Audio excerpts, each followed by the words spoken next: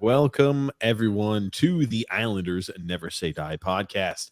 I'm your host, TJ, and with me here, as always, is our NHL analyst and expert, the grumpy old man. They say there's no shame in his game because he's always the same. That's me. Welcome. Ladies and gentlemen, we are going live during the Islanders and the Montreal Canadiens game this Saturday evening. How are you doing this Saturday evening, Grump? Okay, I'm doing pretty good, actually. Hey, that's good to hear. For those of you who are new to the channel, welcome. This is a twice a week All Islanders podcast that takes place every Wednesday and Saturday at 8 p.m. Eastern Standard Time. So if you're new to the channel, we invite you to stick around a while. We invite you to subscribe on YouTube, to like on Facebook, and to follow on Twitter. And if you enjoy this content, the best way to let myself and the grumpy old man know is by leaving a thumbs up. Apparently, it helps the YouTube and all these algorithms, so it helps get mine and the grumpy old man's word out to the masses. That's right. We need to get the word out. And also, we do have a second podcast where it's an all sports podcast called TJ and the Grumpy Old Man. That takes place every Thursday, 9 p.m. Eastern Standard Time, as well as every Sunday, 8 p.m. Eastern Standard Time. You could find that either in the link in the description below or as a featured page here on our YouTube channel called TJ and the Grumpy Old Man. Grumpy, look at that. We've had 150 videos, live streams for TJ and the Grumpy Old Man now. Amazing. Who would have ever thought? More of a freewheeling podcast than this one. Oh, yeah, I was about to say, I said we had a second podcast. I never actually said what it is. It's an all sports podcast. We talk everything athletics. We talk NHL, NBA, NFL, college athletics, world football, anything and everything sports. So you're right. It is a more freewheeling podcast. It just kind of movies, music, failures of TJ as a child and an adult. Those type of things. Yes. All of the personal stories that some listeners enjoy and like to listen to are more shared on that TJ and the Grumpy Old Man channel. Very true. So give that a look and a check out. We will be live tomorrow, 8 p.m. Eastern Standard Time. But tonight, Grumpy, the New York Islanders, right, up so far in the first period, up 2-0 on the Montreal Canadiens. Yeah. And okay, we want to talk about that, or do we want to just... We're going to talk about the team. We'll talk about the team, what's happened recently, because, right, the Islanders are facing off right now live against the Montreal Canadiens after they recently lost against the Minnesota Wild 3-1. Things are not looking great in Islanders land, that is for certain. But I first, Grumpy, I want you to talk a little bit about what we've seen in the first period from the Islanders and the Canadiens, and we'll talk about prior games, where the team is, etc. There's a reason why Montreal is one of the bottom 5 teams in the league, and you're seeing it tonight. They're terrible. The first thing I thought was watching that. I'm going to tell you, admittedly, I do not watch a whole lot of Montreal games, and that was the same issue. Last year when they traded for Romanoff, I'm like, I didn't even know who he was, and they said, well, he was the best defenseman that Montreal had. Well, after watching this first period, let me just say, I could see why he'd be the best defenseman on Montreal, because they don't play any defense, none at all. They're horrific defensively. So maybe, the best defenseman on a crappy defensive team isn't the type of recommendation that you're normally looking for. And he made even the first period, positionally, it was so bad, Butch even had to bring it up, saying, yeah, he was really positionally out of where he shouldn't have been.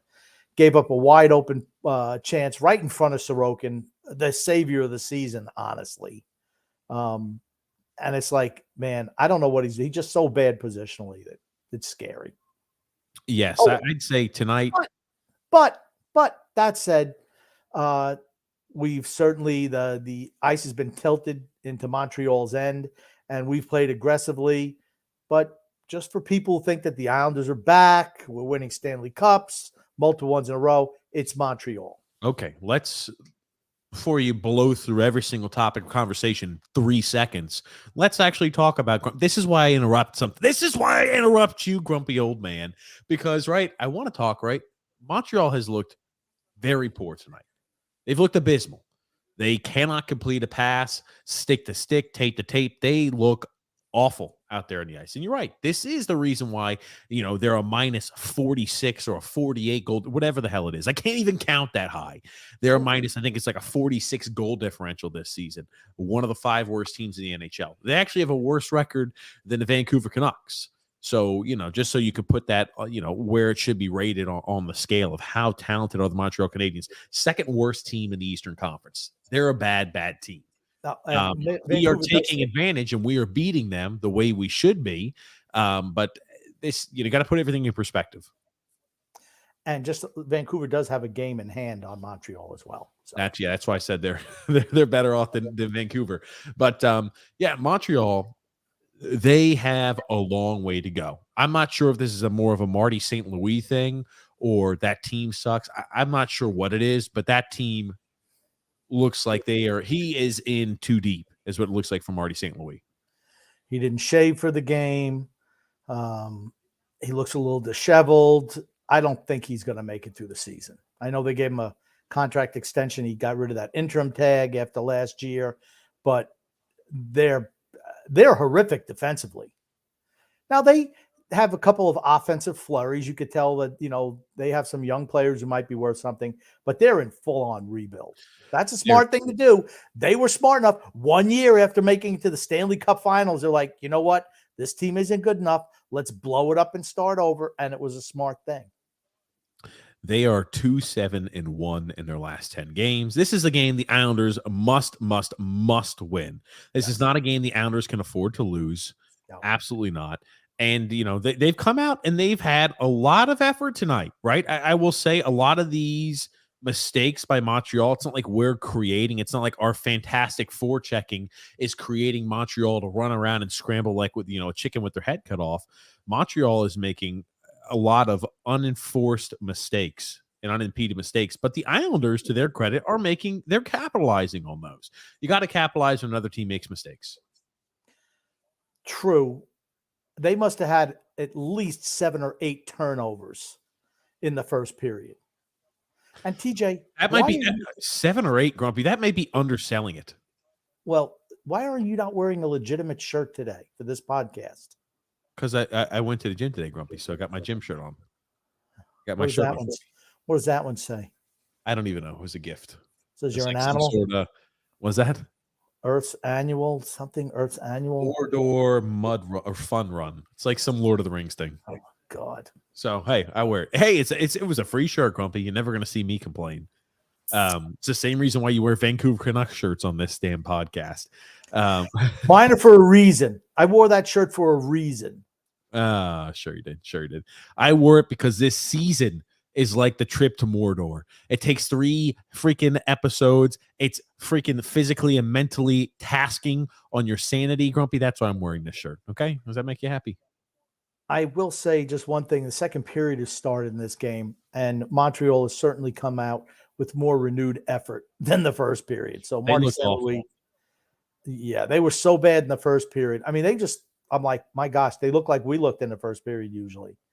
So I will say we have been struggling. It looks like a lot of fans and a lot of not only just listeners to the show, a lot of fans of the Islanders online on social media have been less than thrilled about the recent effort and performance of our New York Islanders, Grumpy. And, tonight, right, even if we come out tonight and we beat the Montreal Canadiens 6-0, well, it's only 2 points. It's one game. It's a victory in one game. We have not looked good against the teams that are near the middle of the pack and towards the top end of the NHL. Sure, can we beat up on the Vancouver Canucks, bottom 10 team in the NHL? Sure. Can we beat up on the Montreal Canadiens, bottom 5 team in the NHL? Sure. But that's not going to, unfortunately, get us into the playoff spot. We have got to take care of business against better teams as well. It's reassuring to see us beat the bad teams, but we've got to play better across the board. Without a doubt. I mean, all right.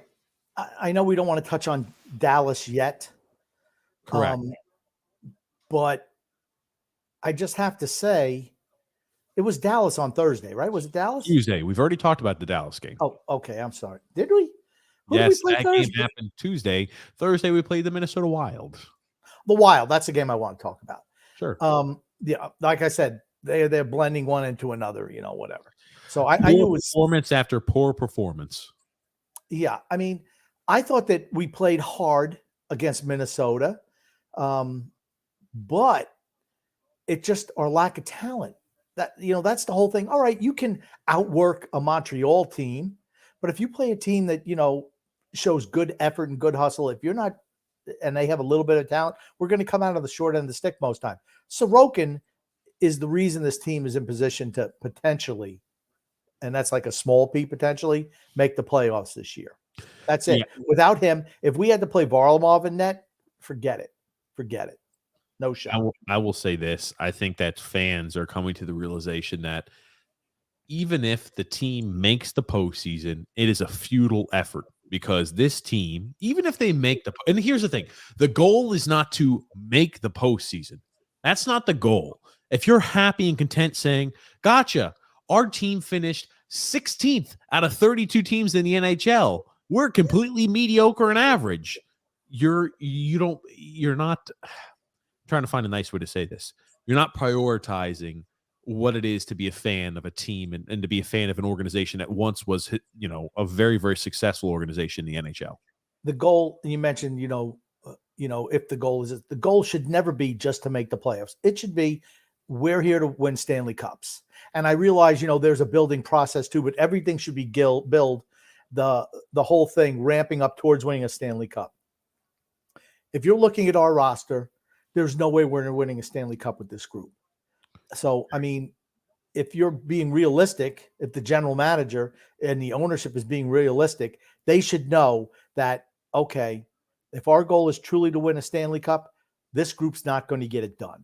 And fans, I think, and that's what I want to bring up. The fans, people who are listeners of the show, people who hate the show, people who watch this team play, I think are slowly coming to the realization, even if we make the postseason, we're not making any noise. The only type of argument you can make in favor of the Islanders somehow squeaking their way out of the first round is saying, well, the postseason is a different game and it's a totally different atmosphere and anything can happen in the postseason. That type of excuse, that type of approach, it causes you to be in a situation where you're going to set yourself up for unrealistic expectations for the team. Yeah. And okay. Let's say you're a fan of the Miami Dolphins. They made the playoffs. Is there any shot the Miami Dolphins are winning the Super Bowl this year? No. No shot. That's where the Islanders are at. It's like the New York Giants. Are there any chance the New York Giants win the Super Bowl this season? They're in the playoffs, but no chance. Even a better correlation, because the Giants are not talented enough. They need to get way better at a lot of spots. Very good, TJ. Need to get, I was going to say Tampa Bay, but I know how you hate when I bring up Brady. They have no shot of winning either. But the Giants need much more talent to be true contenders for the Super Bowl. And even though, yes, they might make the playoffs, they might even win a round, they're not good enough going forward. And their front office knows that. So they're going to be trying to upgrade. They're not going to roll the same guys out next year like Lou Lamoriello has done for the last 4 years. Just roll the same cast of characters out. That's never been good enough to win a Stanley Cup. That's never won anything, ever. Never won anything. Not a Stanley Cup, not a conference title, not a division title. Never won anything. Rolls the same guys out. What do they say the definition of futility is? It's insanity. No, it's insanity. Well, we can say insanity, futility. It all's the same thing. Go ahead, tell us, DJ. It's insanity. It's continuing to do the same thing over and over again and expecting a different result. That's the definition of insanity. And I am worried, as I've mentioned before, our team will be in a spot to where we will be in almost no man's land. We will be either in one of the last playoff spots come the NHL trade deadline, or be right on the outside looking in. Our general manager, who is supposed to be a guardian of this team's present and future, is going to continue to mortgage away our future, continue to trade away draft picks and prospects to go after this one more elusive cup run that might not even happen. That's the worst case scenario for us. We've talked about it. I feel like we talk about it every single week because as the trade deadline gets closer, this becomes more, it was originally a looming fear. This looming fear we're driving almost to. It's like you're driving into a freaking tornado or in a hurricane. You're just like, oh shit, we keep getting closer and closer. It's gonna have an impact eventually. What was, when the season started, you remember what we said worst case scenario for this team would be? A team that didn't make the postseason, but a team to where we traded away picks at the deadline. That's So, some desperate attempt to make a failed playoff run. That's like the worst case scenario. it looks like that's more and more of a possibility every single day. I think we're steaming down those tracks. That was the issue I had with this team draft night. As soon as we made that move, trading for Romanov, who, by the way, is abysmal, awful. When we made that trade for Romanov, I could say I said, I'm like, this is an indicator of what we are going to do, not only this offseason, but next offseason as well. Continuing to trade away, mortgage off the future for one last hoorah. We've never even had a hoorah. We've had a who, but no hoorah. You got to win something. There's another team that has done the same, trading away first round draft picks every year, year after year, trying to chase a Stanley Cup, another Stanley Cup title, or a Stanley Cup title. The Pittsburgh Penguins, right? They do it every year. They trade away first round picks, and you see it's kind of, and we're like, oh, they're so old. They're not getting any younger. They're not getting any better. But look at the talent they have. I could see why Pittsburgh was doing it after winning 2 Stanley Cups last decade. I could see that, right? When you have Crosby and Malkin and Letang. You've got 3 Hall of Famers on that team. Arguably, definitely 2, maybe a third in Letang if things fall correctly for him. You've got 2 first ballot Hall of Fame caliber players, one that might have a chance depending on how things end for his career. So yeah, it makes sense to do that when you have Hall of Fame talent and generational talent in guys like Crosby and Malkin. It does not make sense when your best player on your team is Matt Barzal and second best forward is probably Brock Nelson, who hasn't scored a goal in like 15 games. He's been terrible. But he's always been streaky. And his defense, you can tell he's gripping the stick. He had a wide open chance today in the first period, first 30 seconds, right into the goalie's glove. I mean, he's got to put that away. And, you could tell just going back to the bench, he's feeling the pressure a little bit. And his thing, I'm not going to dump all over Brock Nelson for that. I have plenty else I'm going to get to later today. But I'm not going to jump on it for that. But you can tell he's squeezing the stick a little bit hard right now. Yeah, it's here's the thing too. He's had a good season this year. I'm not expecting Brock Nelson to lead the team in goals or lead the team in points. He's just not that guy. He's a number 2 center, and I think he's definitely top 10 or top half of the league for number 2 centers. And here's the thing: for those of you who are braving out and watching this Montreal game with us, it is hard to watch. Montreal is so unbelievably bad. It's like, it's tough. It's like watching bad hockey or bad soccer or bad football, where there's just a whole bunch of errors. There's misexecution every single time out there on the ice. The Montreal Canadiens cannot complete a pass, tape of the stick to tape of the stick. No, tape to tape. They just cannot complete a pass. And every single time they get any sort of chance, they just continually throw the puck away. And the Islanders, right? They're handling it, but it's just hard to watch hockey right now. And Montreal's played better in the second period so far. They've had much more jump. Like I said, the first period was brutal. The Islanders came out on fire, and Montreal was just terrible. The goaltender was miserable. Like I said, they're a bad team. So are we, though. Now, what is this? I see that there's a scrum that happens on the ice after Mayfield, after the puck is gone, slashes a guy's stick out of his hands. No call. I'll tell you one thing. We're a chippy team, and we get away with a lot. We get away with a lot of interference calls. A lot. Interference, hooking, grab, anything you want to call it. Well, here's the thing. It benefits us. I don't care. Yeah. But we get away with a lot. It drives me crazy when I hear when I hear Butch complain about, oh, that shouldn't have been a penalty, or this should. I'm like, dude, we get away with interference all over the place. You see, Clutterbuck, even today, just riding a guy who doesn't have the puck, just riding him down the ice with the stick around his waist. I'm like, this isn't the 1970s and 1980s. But here's the thing: in the postseason, we don't get called. Those don't get called against us most games. Sometimes they do, and we end up like against the Minnesota Wild when we spend half of the evening in the box. Right? If they call the game the way it's supposed to be, we could spend half the evening in the box because of the amount of infractions we commit. We're just not fast enough. We're not skilled enough to keep up with some of these teams. But when referees let it go, it plays to our advantage, and we're very successful on that. It doesn't matter. You got to make the playoffs before you can, implement that style. I'm just saying. I don't know. I was really disappointed in the Minnesota loss. I think that was kind of a tipping point for a lot of fans, was that Minnesota game. Well, tell us why, Grumpy, because you want to talk about it earlier. I'll let you talk about that. Yeah, I want to share your opinions. We talked about it a little bit on the TJ and the Grumpy Old Man show, and I took some game notes from like the middle of the third period on. First of all, I thought that AJ was between the benches, and they had Butch and Brendan up in the booth. And I thought actually that AJ pointed out was really on spot with her analytic assessment of what was going on, particularly Romanov's game. And just like there was one play where he took a bad angle dumping the puck in from the point and winds up turning it over and led to a Minnesota breakout and like a good chance on goal because he wasn't, and just little small subtlety things like that AJ had where you're kind of jumping. I'm not understanding. Okay.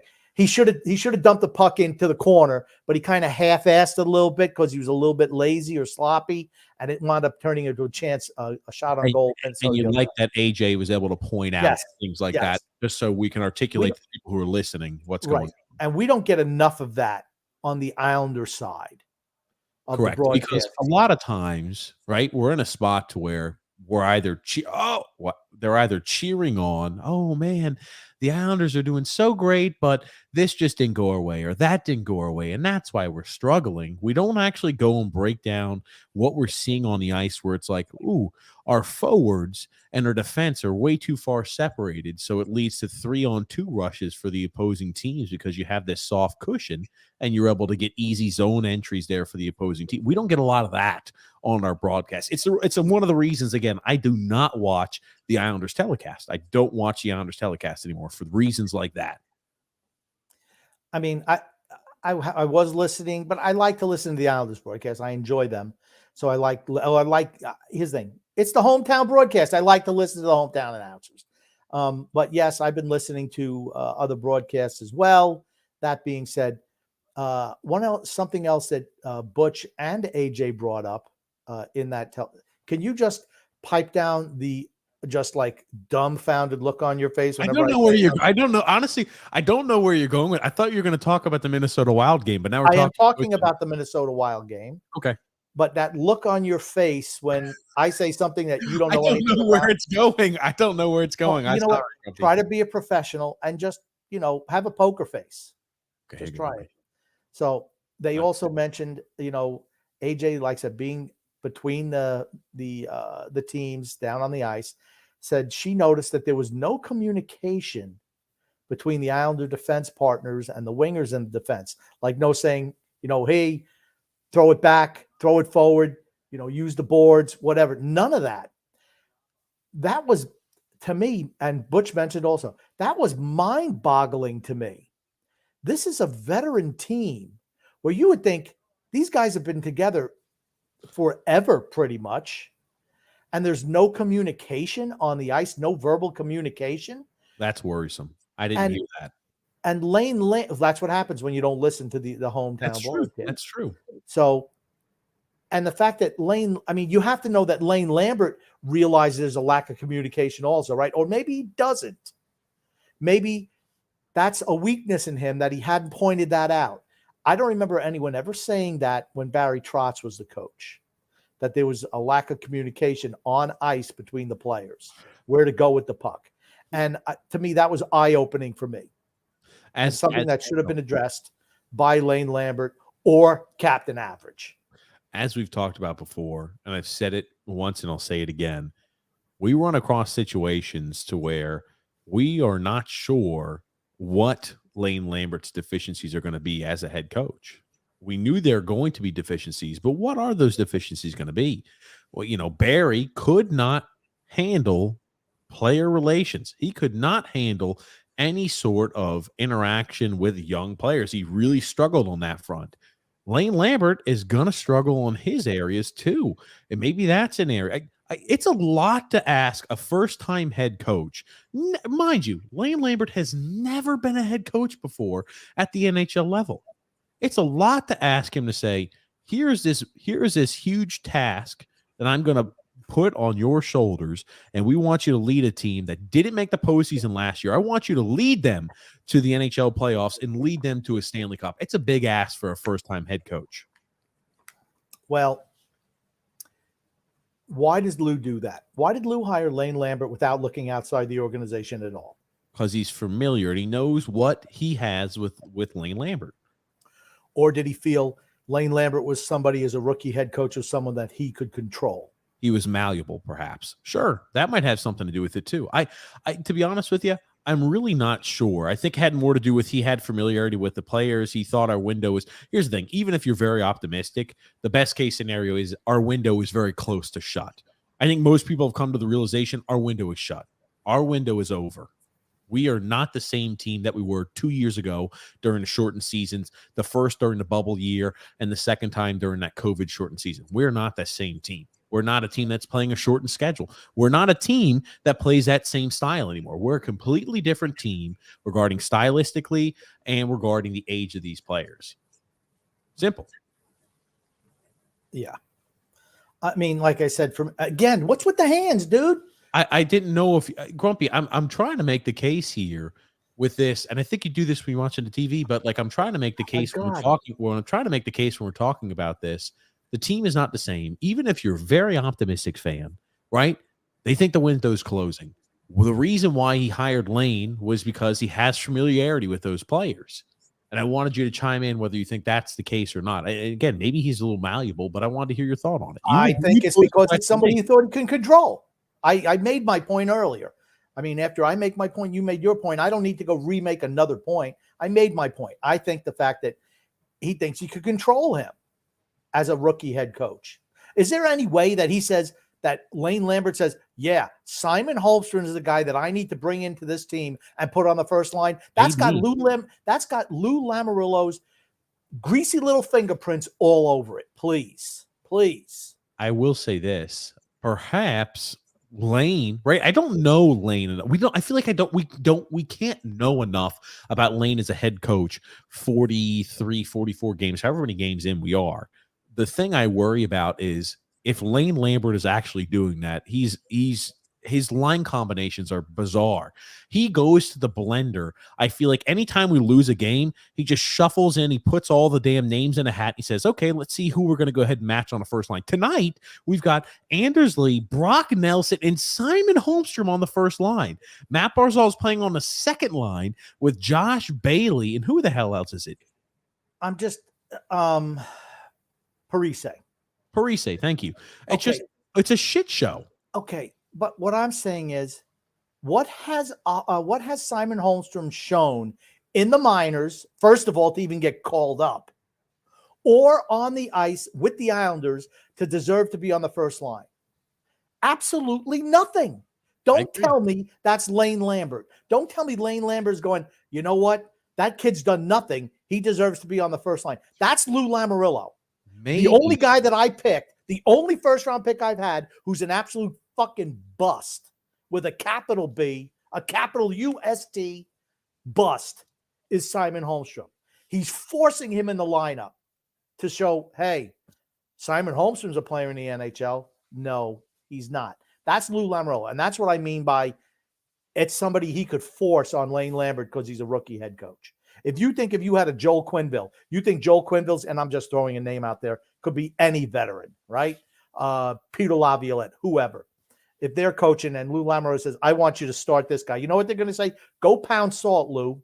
Your job is the front office, not getting us any players for 5 years in a row. Mine is to take the pieces of shit that you give me and try to form them into a team. That's what a veteran head coach, an established head coach, would say to him. But a rookie, he can get away with doing stuff like that. So you're in the camp that Lou is just all about power, doesn't care about winning anymore. He thinks he knows best. He thinks that he not only wants to be general manager, but if he could make himself head coach, he would do that too, because that's kind of the way it sounds. So that's what you think. I'm not sure it's that. I think Lane actually believes something. Think about how frequent Lane Lambert has gone to the blender with these line combinations all season long. And some of them, it feels like one is more mystifying and stupefying than the next. I just do not understand the number one ever putting Andersley on the same line as Matt Barzal. That combination we learned after 4 fucking years of Barry Trotz does not work. Does not. At least Andersley is an established player in this league and has scored in this league. That's true. Okay. What, as just an impartial observer of the NHL, what has Simon Holmstrom done to deserve a spot in the lineup, let alone on the first line? Don't tell me that's Lane Lambert. Don't tell me that. It's I mean, like, he's got 10 shots in 19 games. So that, like I said, he plays on the first line. He'll play. He's even played on the power play. He's played in the last 2 minutes of a game. Stop. That's Lou Lamoriello saying, we need to get this kid more ice time. I guarantee that's how we need to get this kid more ice time. He's part of our future. We need to get him more ice time, Lane. That's exactly, I'm going to guarantee you, that's how that conversation went. Because I know when Lane Lambert contacted Fredo, hey, Fredo, we need to bring up a forward because we got a bunch of injuries. Oh, well, who do you want? Do you want the guy who's scoring goals? Do you want the guy who's an all-around best player down here in Bridgeport? Or do you want a guy who's, Ishikov? Or do you want a guy who's got 5 points in 40 games, Simon Holmstrom? Who's the guy you want up to play on your first line? And he's going to say Simon Holmstrom? Absolutely not. That's Daddy calling Fredo and saying, let's get this kid up here. I think what Lou's all about now is making sure that Fredo gets the new general manager's job when he steps down. That's what I think he's all about now. Nothing else. So making sure his kid, who's been riding his coattail since 1992, is the guy who gets the next coach, because he's gotten him every single job he's ever had. He's been riding his daddy's dick since day one. That's what's happened. Here's the thing. That's a tame interpretation of what's actually gone on. So I'll tell you, that's a bold claim, Grumpy. And it could have something to do with it. I'm not sure that's the number one priority, but I guess I could see some of that. I think some of the points don't necessarily add up, but I could see that being a goal and objective of his, to make sure that he does anything he can to have his son being picked into that new role of new general manager, because Lou, again, hasn't signed a new contract. We're over halfway through the season. Lou Lamoriello still hasn't signed a contract extension being our general manager for any sort of future. So, I have to assume maybe there's something that might change to it. I wanted to bring up before you went on the diatribe, but I'm happy I didn't, because that was always gold as always, Grump. The Islanders play 8 games in the next 13 days. So we've got 5 off days in the next 13. We play 8 games, 2 different sets of back-to-back situations. The Islanders are going to go through the ringer, ladies and gentlemen. We're going to know in the next 2 weeks whether we have any shot or not to make the postseason. It's going to be that simple. Like tonight, we came out, we had a great first period. Second period was meh. I mean, it looks like Montreal is playing better hockey, but the second period, we have not looked anywhere near as dominant. It's kind of looked like a back-and-forth period for the most part. Montreal was abominable in the first period. They were so bad in the first period. Yeah. That's why we're up 2-0. You look at the second period, Montreal's playing better than we are. You know what? Maybe we suck just as bad as Montreal. They've obviously picked their game up. Obviously. It had to. I mean, like, how poorly they played in the first period. I don't think I'd ever seen a team play that sloppy of a first period. I have. Like every Islander game. I knew you were going to say that. I was about to say, all joking aside, seriously, I don't think I've ever seen a team play that sloppy in quite some time. Islanders, though, still up 2-0, about 5 minutes remaining in the second period. I expect the Islanders to win. They got the better goalie here. It's just that. But, I mean, they've been outplayed the second period. Sorokin's spectacular. Yes. Sorokin is pretty much the only reason we get kept still in these games. Now, I will say this. Sorokin leads the NHL in games played so far this season. So, we're building up our case of if we somehow make the postseason, what type of impact will we make? What do you think in Ilya Sorokin, who has played more games than any other goalie in the NHL this season, what do you think he's going to have left in the tank for the postseason when you're going to be relying on him every game? It seems like we play him pretty much every night to begin with right now. I don't know. But here's the thing. Without him playing, we don't make the playoffs. I mean, that's where you're at. That's why you remember, TJ, when you were losing your mind when Varlamov got hurt. And I'm like, that injury is not going to hurt us at all. Sorokin will just play every night. And that's what wound up happening. All those games Sorokin played. I think Snyder played one game. But I mean, I said it doesn't matter. He's a backup. It doesn't matter what happens. You move Varlamov because Sorokin is going to get the lion's share of the games, period, because he's the best player on the team. He's the number one player on the team. Barzal's the best offensive player. Dobson, the best defenseman. Sorokin's the MVP of the team, though, right? So who cares about Varlamov? He's a backup, an expensive $5 million a year backup. That's what he is. You move him on. You don't need a backup making $5 million a year. The imbecile fossil Lamoriello should have known that going into the season. He should have known. Guess what? Sorokin's the real deal. Maybe he was hoping, let's play Varlamov more so I can try to cheap out Sorokin on the next contract. This freaking guy thinks the money's coming out of his pocket for some reason. Now, speaking of, and I will say a lot of people are in the, it's funny. They came up with a new term. Remember how it's like, you got to go through the island if you're going to want to win. You got to go through the effing island. Do you remember that from Barry Trotz? Yeah. Mm-hmm. So now they've got the through with Lou, and it's it's a catchy little term that's going around making the rounds on social media. I'm through with Lou, and it's funny that we said again this year is all on Lou Lamoriello, right? Yes. You use Barry as a scapegoat, and I think that Barry had his flaws. He still is a Hall of Fame caliber coach, but he had his flaws, just like every single coach in the NHL does. But now it's all on Lou Lamoriello. Yep. You made the decision. You made the situation. You went ahead and determined to put players on this team. You determined to stand pat and do absolutely nothing this season. All on Lou. We believe in the guys on this team. Well, okay. You get what you sow. What the hell type of penalty is that? The guy, Fasching stepped on the puck, and they called a tripping call on Montreal. Fasching stepped on the puck, goes down, and he calls a tripping penalty. That's when you need to come up to that referee and just stick him in the throat. Here's the thing. I wonder what Butchie's saying right now. Hey, well, sometimes those calls just go against you. Yeah, that's what he says. That's what he says. Fasching stepped on the. Now that would piss me off. Fasching steps on the puck and down he goes. I don't know. It looks like there's a lot of talking. He did hit him on the top of the boot of the stick and he went down. Oh my God! Please stop me. Please stop. That's why I can't listen. That's why I can't listen to Butch. And here's another instance where I can't listen to Butch. Against Minnesota, the Islanders were on a power play because they had a whole lot of them, just couldn't convert. And both teams really quickly had a whole lot of power plays in that Minnesota Islander game. It was a sloppy, choppy game. Minnesota plays a lot like we did last year under Barry Trotz. They just do. That's just the way they play. Except a lot more offensive talent. Yes. But that they had Barzal in the trigger spot, and he took a shot on the power play and was easily saved by the goaltender.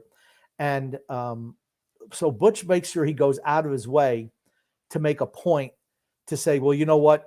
Matt Barzal, he's not like Ovi. I'm like, he's like, Ovi has better angles from there, and he's got a more powerful shot. I'm like, okay.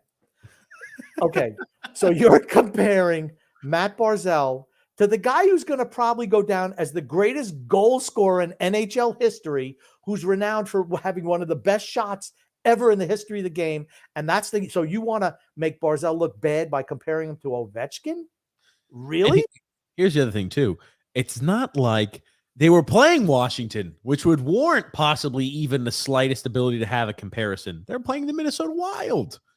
So I wanted to show you this, Grumpy. I know I told you we were going to discuss this, but man, oh man. So a fan started to heckle Lou Lamoriello at the game recently against the Minnesota Wild. Home game, UBS Arena. And I'll tell you, this is what I mean. The fans are starting to grow restless. They are starting to get upset with the lack. Well, number one, the lack of decisiveness this offseason and the lack of action this offseason is starting to show and rear its head now. And unfortunately, it's resulting in poor performance after poor performance. Even if we beat the Montreal Canadiens tonight, is anybody going to say we looked good against Montreal? The first I don't period. think we looked great. Okay, maybe the first period was good play. The second period, no. This is one of the worst teams in the NHL. I wouldn't say we've looked fantastic against one of the cellar dwellers, but fans are starting to get upset, and rightfully so. They're not dumb. Maybe some of them are, but most fans are not dumb. They know that the window is so finite and that our team looks like we've taken another step back. In back-to-back years, we've taken a step backwards. This is not the same team that we saw in the Eastern Conference Finals in back-to-back years, taking steps forward and looking like we can make a meaningful run. This is not the same team. So, I think fans are starting to get upset about it, but I want to show you this, Grumpy. Just to clarify, the referee did waive off that penalty. Okay, good. He should have. I'm glad they were able to come to the conclusion that he stepped on a puck. But I think Butch was politicking for it. I don't know. Or Butchie, I like when Butchie. Here's the one thing I like when Butchie does. He does it where it's like, oh yeah, that should have been a penalty right there. Well, actually, no, I could see how the refs made a good call after they determined it's like the refs made a good call. Actually, it looks like he stepped more on the puck and he just tapped him on the top of the toe. He'll start off with his initial reaction, and whatever's called on the ice, he'll go ahead and backtrack to agree with whatever that is. Yeah, Butch. Jeez. Okay, let's go with this thing here. What is it? Okay, gotcha, Grumpy. Boy, Lou! Yo, Lou! Lou Lamoriello! Timo Meyer, yo! Acquire Timo Meyer! Hey, Lou Lamoriello! Hey, is that the Timo red? Meyer, baby! Bo Horvat! Come on, man! Look at 19 shots on goal through 3 periods of play. What the fuck is that? All right. Okay, Grumpy. Do you want me to play it again so you can hear? So you're not interrupting? I just said Lou gave him a death stare. Yeah, he did. Here's the thing. He thinks he is holier than thou. Is exactly right. To all these fans, he's like, what the hell is this? What the hell is this? Pure peasant and plebe speaking to me, yelling at me from the rafters. What is he doing? He thinks it's his team. Yeah, but I want to listen to that again because he makes a little joke about how expensive. He's like $19 a beer or something like that. I do want to hear that. Come on, man. Yes, but you asked, is this Red Lupin Ranger asking about Timo Meyer? It could have been. I mean, this fan right here, this is the wrong mentality, saying that we need to add more pieces at the deadline. This type of fan right here would have the team bankrupt in the cellar in no time at all. Continue to add to this team. Continue to pay more for rentals. Boy, Lou! Yo, Lou! Lou Lamoriello! Timo Meyer, yo! Acquire Timo Meyer! Hey, Lou Lamoriello! Timo Meyer, baby! Bo Horvat! Come on, man! 19 shots on goal through 3 periods of play. What the fuck is that? Oh, he said 19 shots on goal through 3 periods of play. What the F is that? He looks up, though, like he's like, I can't believe somebody's bothering me right now. You're looking at Lamoriello. He's not happy. And it's not because this guy's yelling at him. He knows that the team just isn't very good. He knows that. He knew it going into the season. I'm telling you, he's doing whatever he can to get Fredo, the general manager's job. When he goes out, his season is done this year, and he wants to secure a spot. That's you think, okay. And he'll get kicked up to the presidency, so he'll be de facto. Fredo will be calling him every day. Hey, Pop, I'll get the car. Paulie's a good kid, Pop. You're gonna go get oranges together? Yeah, he's gonna go out there and get the oranges. And then and Fredo be fumbling the damn spreadsheets and shit, dropping them. When they're trying to make a trade, and you go, Papa, what should I do? Papa, trade a first round draft pick. Just no. Get this guy, Scott Stevens. Give up everything we've got. Christ almighty. Couldn't you see him going all in on Patrick Kane? Couldn't you see that? No, absolutely not. Absolutely not. He wouldn't touch Patrick Kane after everything that's happened with him. He's a guy who he would never touch a Vander Kane. He never touches anybody that has any sort of red flag outside. Candy canes, no, but he does touch like lettuce and everything like that. Whatever the hell heads of lettuce like turtles eat. Man, oh man, he's looking old now, Grumpy. Again, we mentioned it beforehand. He's looking old. He's still mentally all there, I think, but he's starting to look like he's getting a little older. He thinks it's 1990 still. He operates like it's 1990. Oof. I'm telling you. Montreal really started to pour it on the last 5 minutes of play against the Islanders. Right? We're still up 2 goals after 2 periods, but I will say I don't think our second period was anywhere near as dominant as the first period. We play Boston next, right?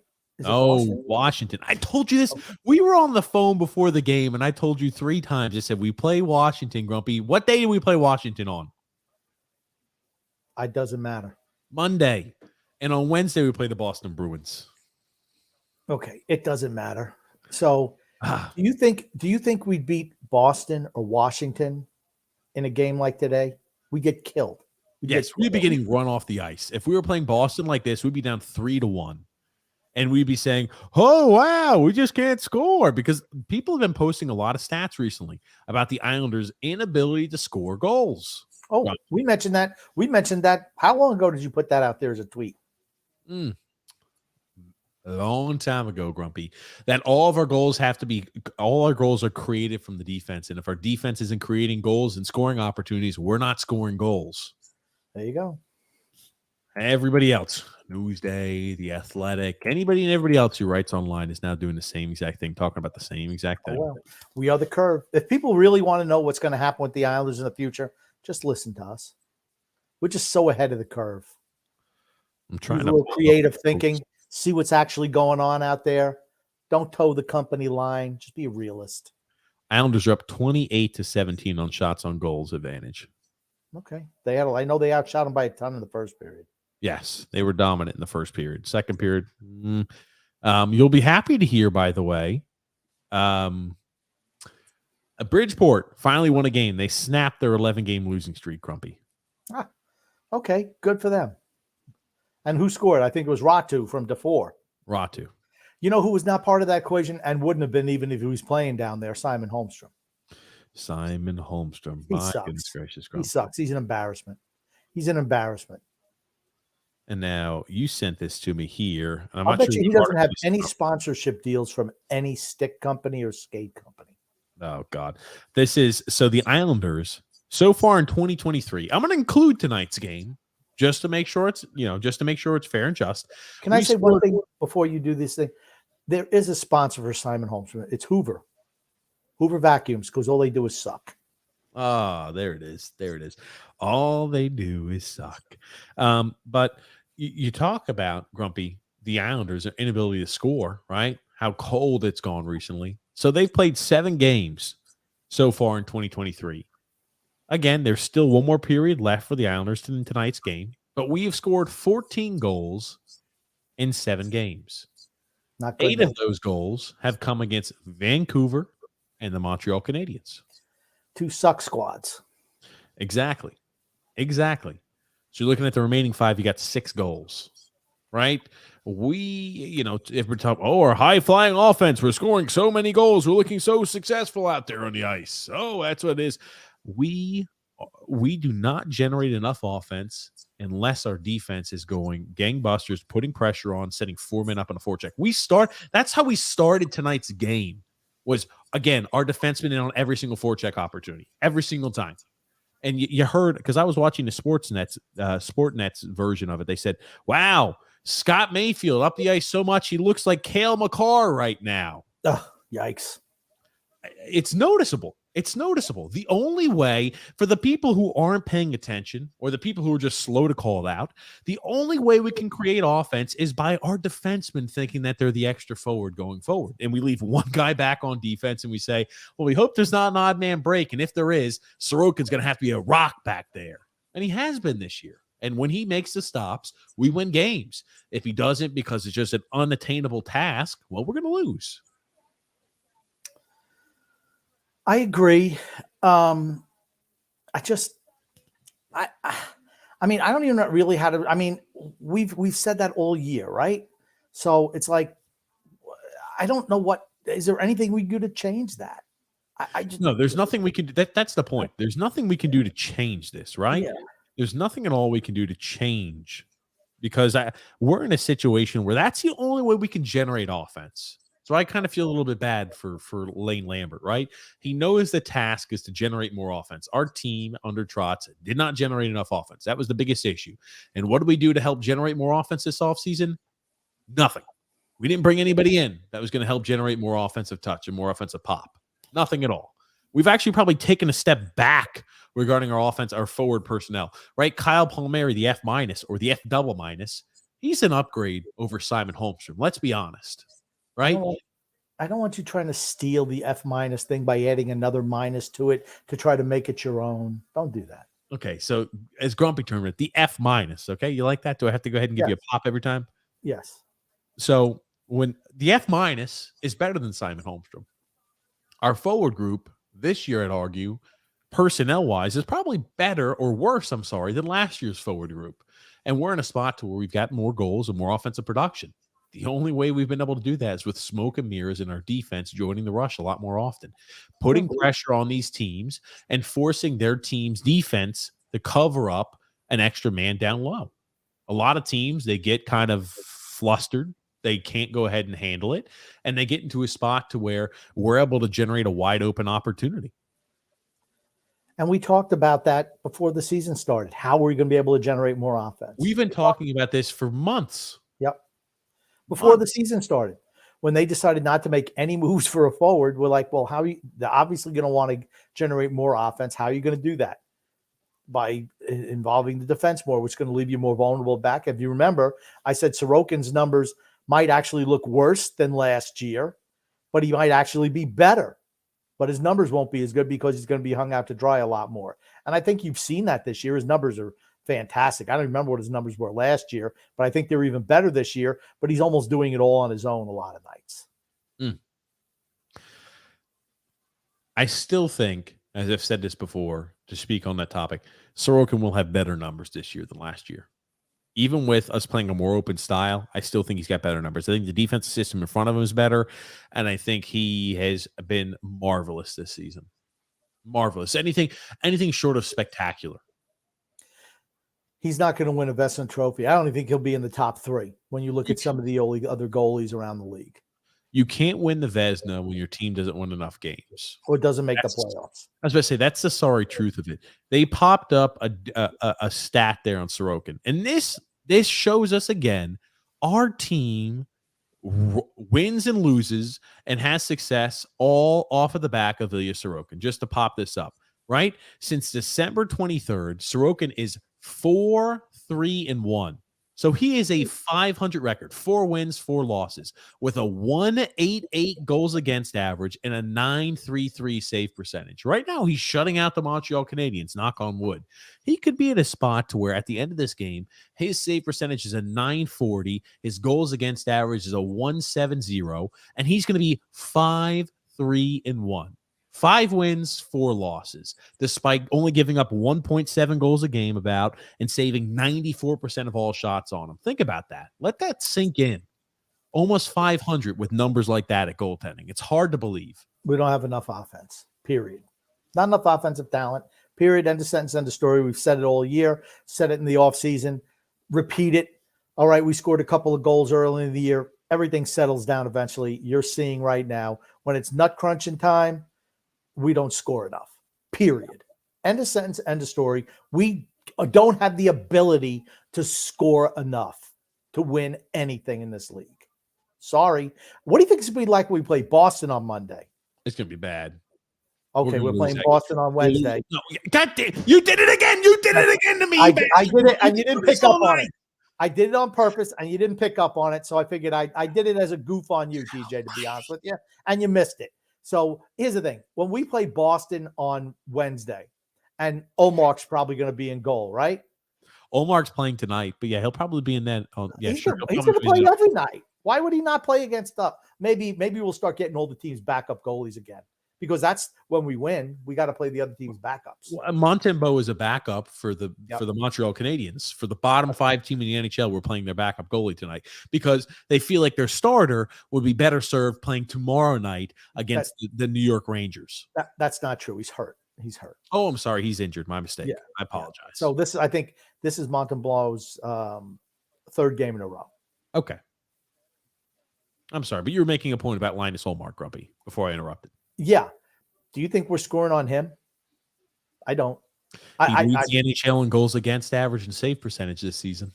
I mean, how many losses does Boston have this year? Linus Ullmark, by the way, is 22-2-1 this season. Oh, no. Through 27 games, he's only allowed 49 goals. Yeah, that's pretty good. That's pretty good. It's spectacular. He's a guy who's had a great year, too. They said that right now, Boston is on pace to have the greatest regular season in the history of the league.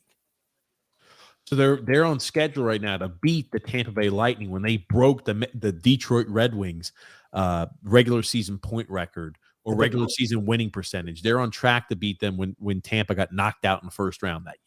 Yeah, I think what did Tampa have, like 129 points, something like that. But I mean, right now Boston's on pace for 136 points. Wow. They've only had 5 regulation losses all year. All year. To give you a few updates around the league, the Philadelphia Flyers are up on the Washington Capitals 3-1. I hate the Flyers. The Flyers keep winning freaking games too. Is the sad part about it, Grumpy. Well, they beat Washington. This will be 2 straight wins over Washington. Hard to believe, right? After how well Washington has been playing, they've got Washington's number. The Flyers, right? If they win tonight, we win tonight. They're still only 6 points down on us with a game in hand. The Flyers, as miserable as they are, 6 points down on us with a game in hand. The Montreal. I'm sorry. Go ahead, Grumpy. Flyers suck. They do. The Detroit Red Wings are losing 4-0 to the Columbus Blue Jackets. The Pittsburgh Penguins are down 2-0 to the Carolina Hurricanes. All of these are at their second intermission. So the Islanders, if they win tonight, if they can hold out, have a chance to make a little ground up on some of these teams that are ahead of us. This is a very important game against one of the worst teams in the NHL. You got to win. You got to win. Simple as that. And, teams around us are losing tonight. They're trying to help us out. Got to take advantage of that help. Did you want to do, let's do the ad read. Yeah. Let's do the ad read first. Yep, absolutely. Today's podcast is brought to you by DraftKings, Grumpy Old Man. Oh, give me a sec. I got to pull it up. It is brought to you by DraftKings, Grumpy, but give me a sec as I pull up this ad. No problem. Because I do want to talk about, maybe those next 13 games or 8 games over 13 days, just to play let's see how many we're going to win. How many points do we need out of that? But today's broadcast is brought to you by DraftKings. The NFL picture is locked in, and my go-to place for wild card round action is DraftKings Sportsbook, an official sports betting partner of the NFL. To kick off the road to Super Bowl 57, new customers can bet just $5 to get $200 in free bets instantly. Plus, all new and existing customers, not just new, also existing customers can get a no-sweat bet each day of the wild card round this weekend. Just place any NFL bet of your choice, and if it loses, you'll get a free bet back up to $10. Action's so good. Why bet NFL playoffs anywhere else, Grumpy? I tell you. So you could have gone ahead and made a ballsy prediction. Hey, maybe the Jacksonville Jaguars are going to beat the Chargers tonight. And you got that sweat-free bet you could have had. It's like playing with house money almost, Grumpy. But download the DraftKings Sportsbook app now and use the promo code THPN. And new customers can get $5 on the NFL or any NFL game and get $200 in free bets instantly. Only at DraftKings Sportsbook. Again, with promo code THPN. Minimum age and eligibility restrictions apply. See the show notes in the description for additional details. Yeah, I like that. There it is, Grumpy. There it is. But I want to start getting into some comments too, because we want to make sure we can hear what the people think, because I am interested, right? When you're online, sometimes it feels like you could be in a little bit of a little echo chamber if you don't hear anything else but one specific, hey, just believe in Lou we trust. When you hear all that, it's easy to be like, am I out here on an island all by myself? But we got our first comment here from Tony Cheese, grumpy old man. He says, I'm just going to say it because nobody else will. Mike Bossy's daughter looks like a train wreck.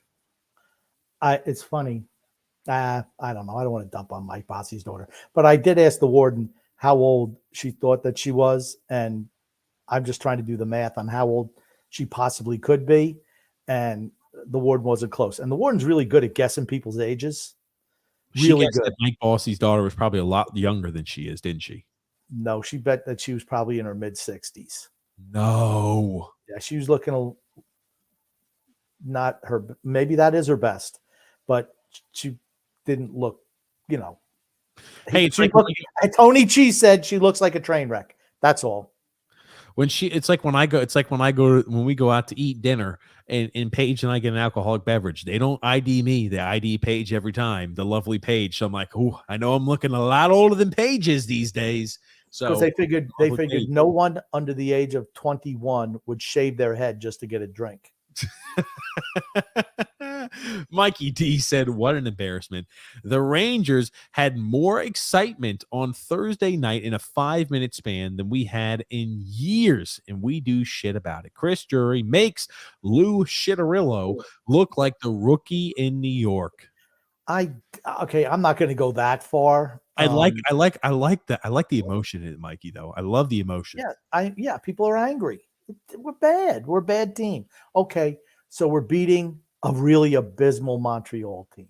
Yes. Right? What does that mean? In the grand scheme of things, what does that mean? Nothing.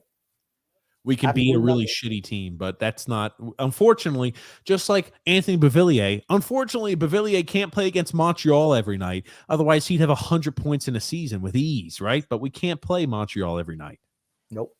That's right. We've got here a comment from Anthony R. Grumpy. Can I just say one thing? You mentioned about putting money on the Jacksonville Jaguars. I wouldn't have done that. And since they're down 17-0 after the first quarter, I hope no one else did either.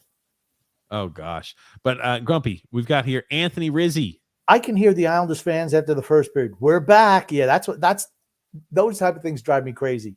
Please stop, guys. We're playing Montreal, who sucks. Lou was in the press box saying, CC, we can do it. Oh, Lord. Lordy. Yeah. Lordy, Miss Claudia. It's when we go on like a 2-game winning streak. You see everybody online. You see certain Twitter handles and certain people. They say, guess what, guys? If you ever doubted the Islanders, you're not invited to the parade in June. I'm like, please, guys. You know what I call those people? Pump the brakes. Pump the brakes. Pump the brakes. Pump the brakes. Pump them. Pump them. They're stupid. The people who say things like that just don't know anything about the sport. Period. They drive me nuts. It's like, they drive me nuts. JG said, I thought it, wasn't going to say it. Oh, my gosh. Oh, no. Milo Brownie said, damn, Tony Cheese, shots fired. Yeah, Tony Cheese is firing shots over here. Andrew L. Grumpy. The fan base is angry. We're taking we're taking hard shooting shots at daughters of former legends. You know things are bad. Yes. Andrew L. says, anyone getting excited, just take a step back, exhale, and remember Montreal is on the ice. There you go. Yep. So take everything with a grain of salt. Just like when we had lost 4 in a row, we're not that bad, but we're also not as good as what we see tonight. We can come out in the third period and score 7 goals. Yeah, we're not that good, and we're never that bad. I'm just going to say, if Montreal had Sorokin in net and we had Montembeault in net, we'd be losing 2-0. Or maybe be a 1-1 tie. No, it'll be 2-0 down. Anthony Rizzi, Grumpy. And if it wasn't for Sorokin, the game would be tied. True. I agree. Brett W. Whoa. TJ's on time again. I like that. Look at that. Look at Brett with the little Charlie Brown there. has he decapitated Lucy? Is that what he's done? Like a Jason Friday the 13th thing? I like it. Very nice. Yes, but we're on time, guys. I said it was a New Year's resolution. We're keeping through to this. We're going to be on time. We are. I promise. Matthew S. says here, good evening, gentlemen. Nice to see this team finally show up. It is. As a fan, it's nice to see us look good out there on the ice. Brian J. Grumpy. Hopefully we lose every game so Lou gets fired.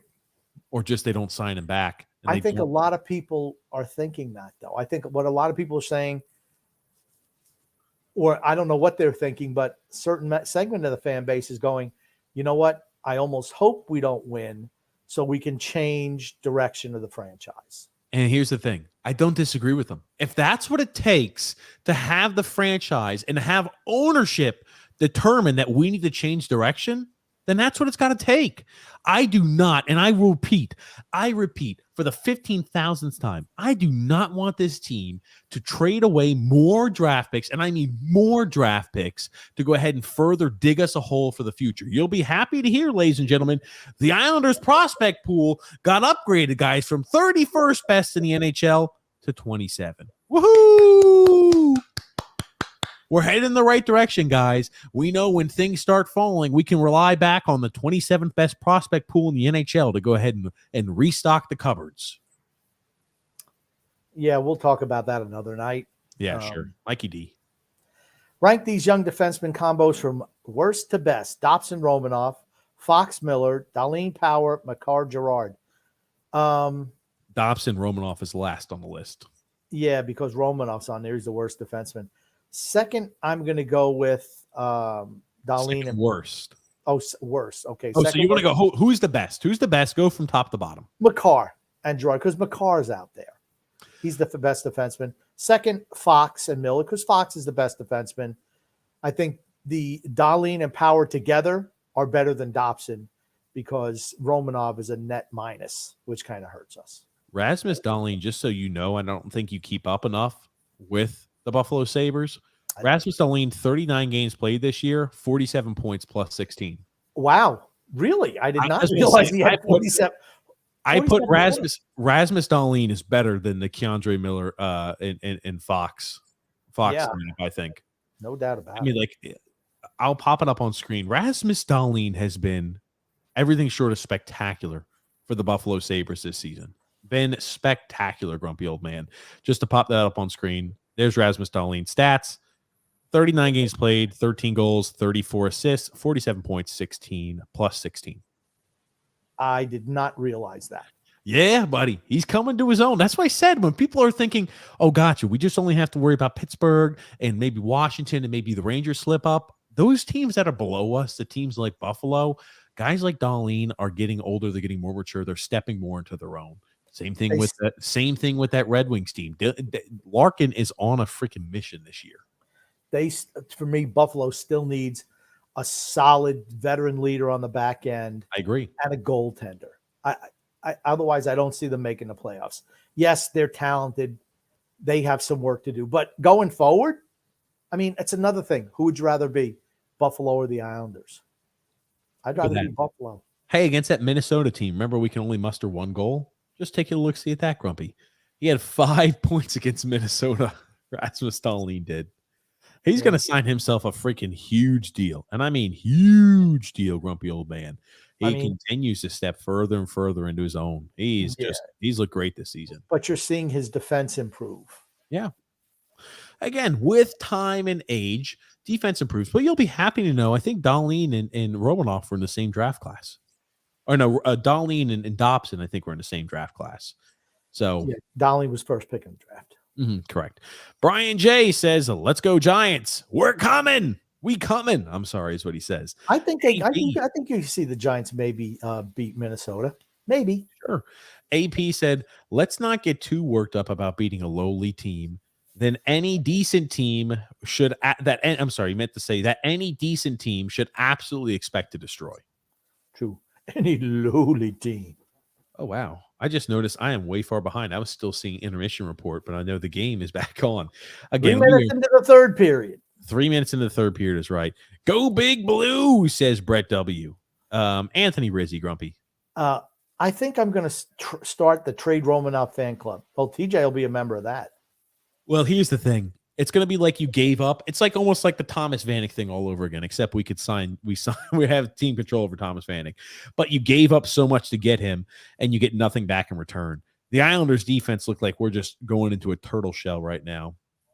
And we iced the puck. Fantastic. I'll tell you what. Oh, Montreal, no. The ice. I'm sorry. Montreal has picked it up. And I mean, thank God we have Sorokin in net, but they've absolutely picked their play up from the second period on. They've been the better team. Yep. AP says Beauvillier still sucks. He's a guy who needs to change the scenery. I'm not like want to see these passes. And I know Montreal just made a good pass on that, but these blind passes where they just throw it to a spot, they throw it across the middle of the ice in their defensive zone.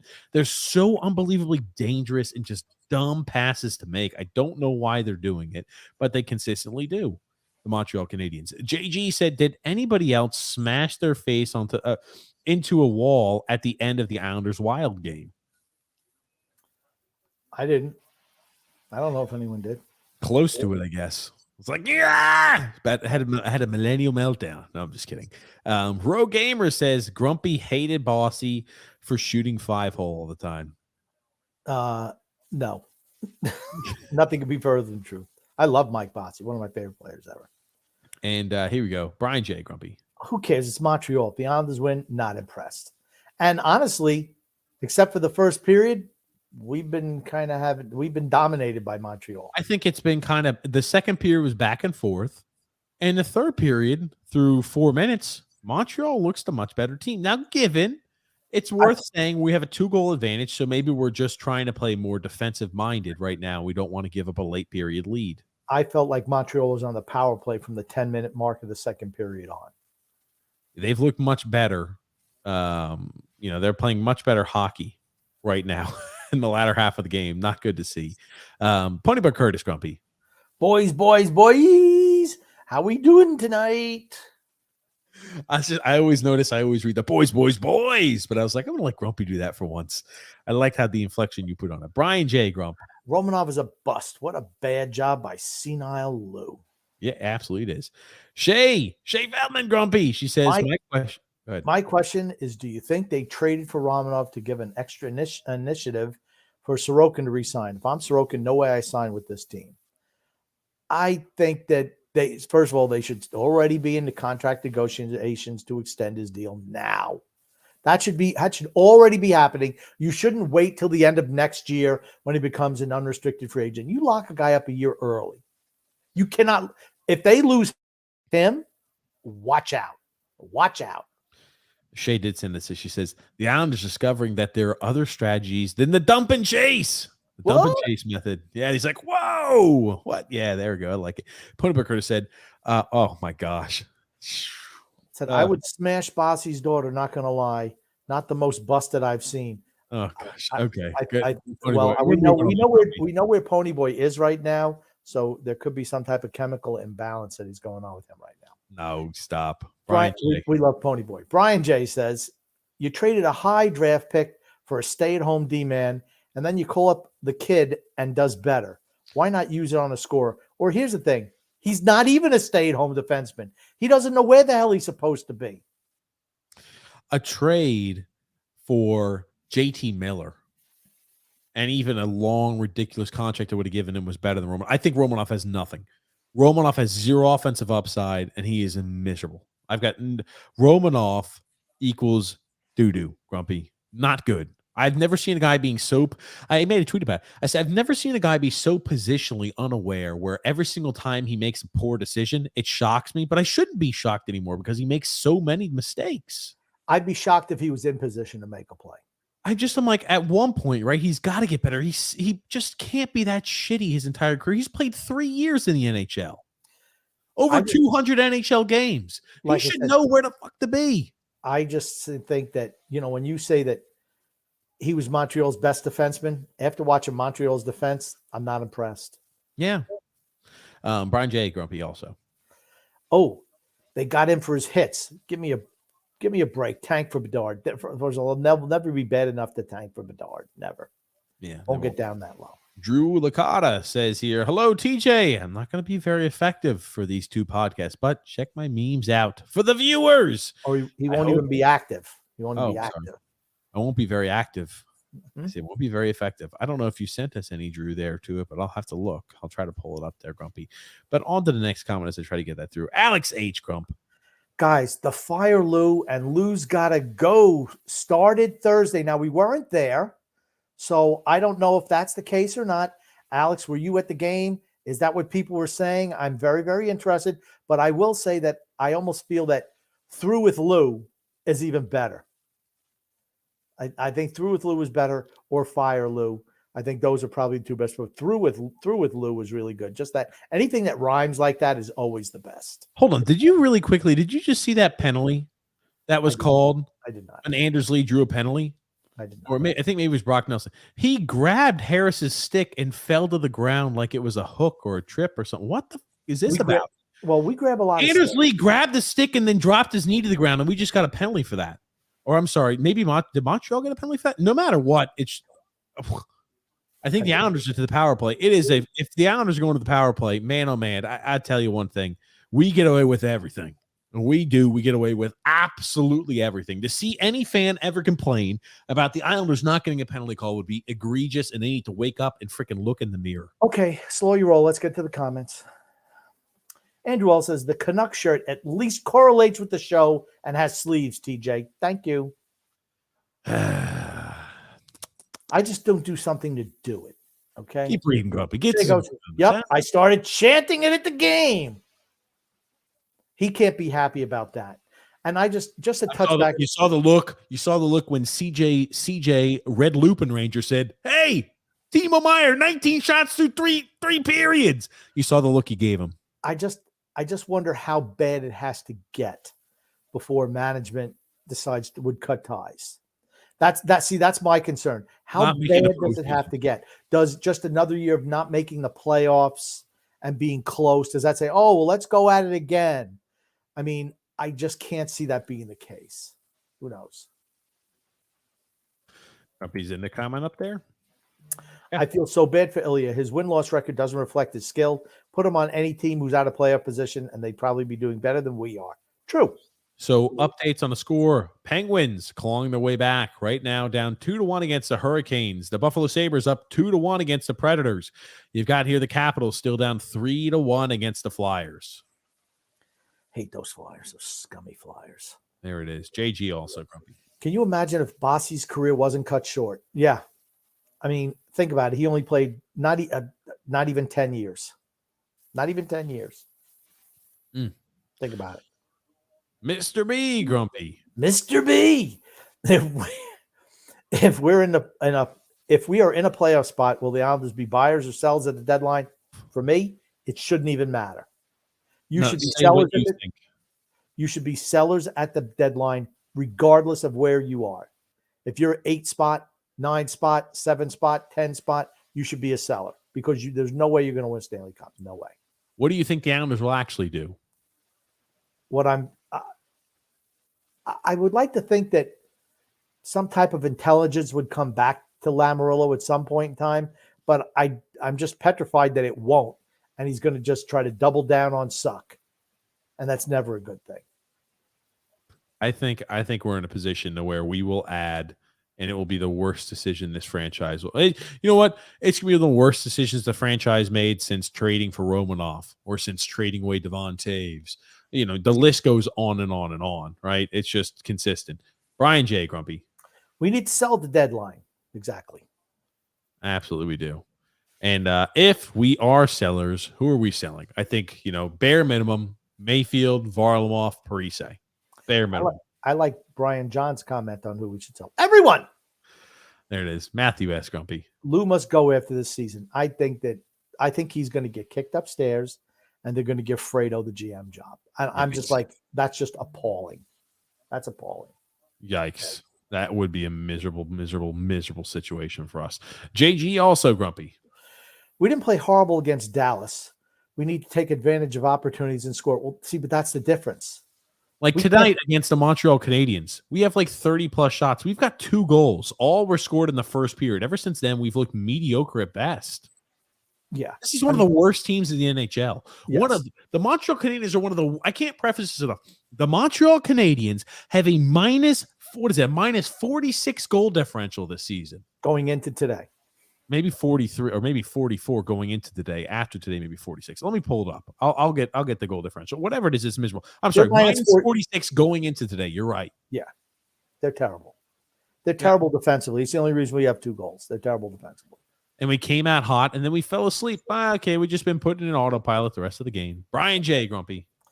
Should have traded no adoption for Matt Tkachuk when we had a shot. We never had a shot. We were never winning anything. We had to play Tampa. We were never beating Tampa. Never freaking ever were we beating Tampa. You see Martin just throw an elbow coming across. I'm telling you, our team is dirty and chippy. No, it's not true. You need to stop. You need to stop with that. I'm telling you one thing. Andersley grabs onto the stick fall. I do not like when we sell penalties. I don't like it. We don't need to do it. I do not like when our team sells penalties. Just like I don't like when other teams do it. Mr. B, Grump. You're yanking on your cord. I don't care. If Mr. B says, if we strip down, does Barzal and Sorokin stay? Barzal's not going anywhere. He just signed a big, long extension. And I think Sorokin will stay. I think he will. I hope he does.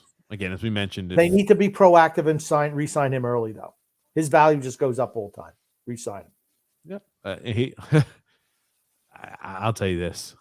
If I'm Sorokin, I'm holding out saying, unless you're giving me the contract I want, which is at least $8 million a year plus, I'm not signing yet. Anthony Rizzi, Grumpy. Again, sad to say, we have to hope the team just tanks and just sucks. So maybe, just maybe, ownership has had enough and send Lou out to pasture and we bring in someone young and new to overhaul the roster. That, I think, is the only chance we have, honestly.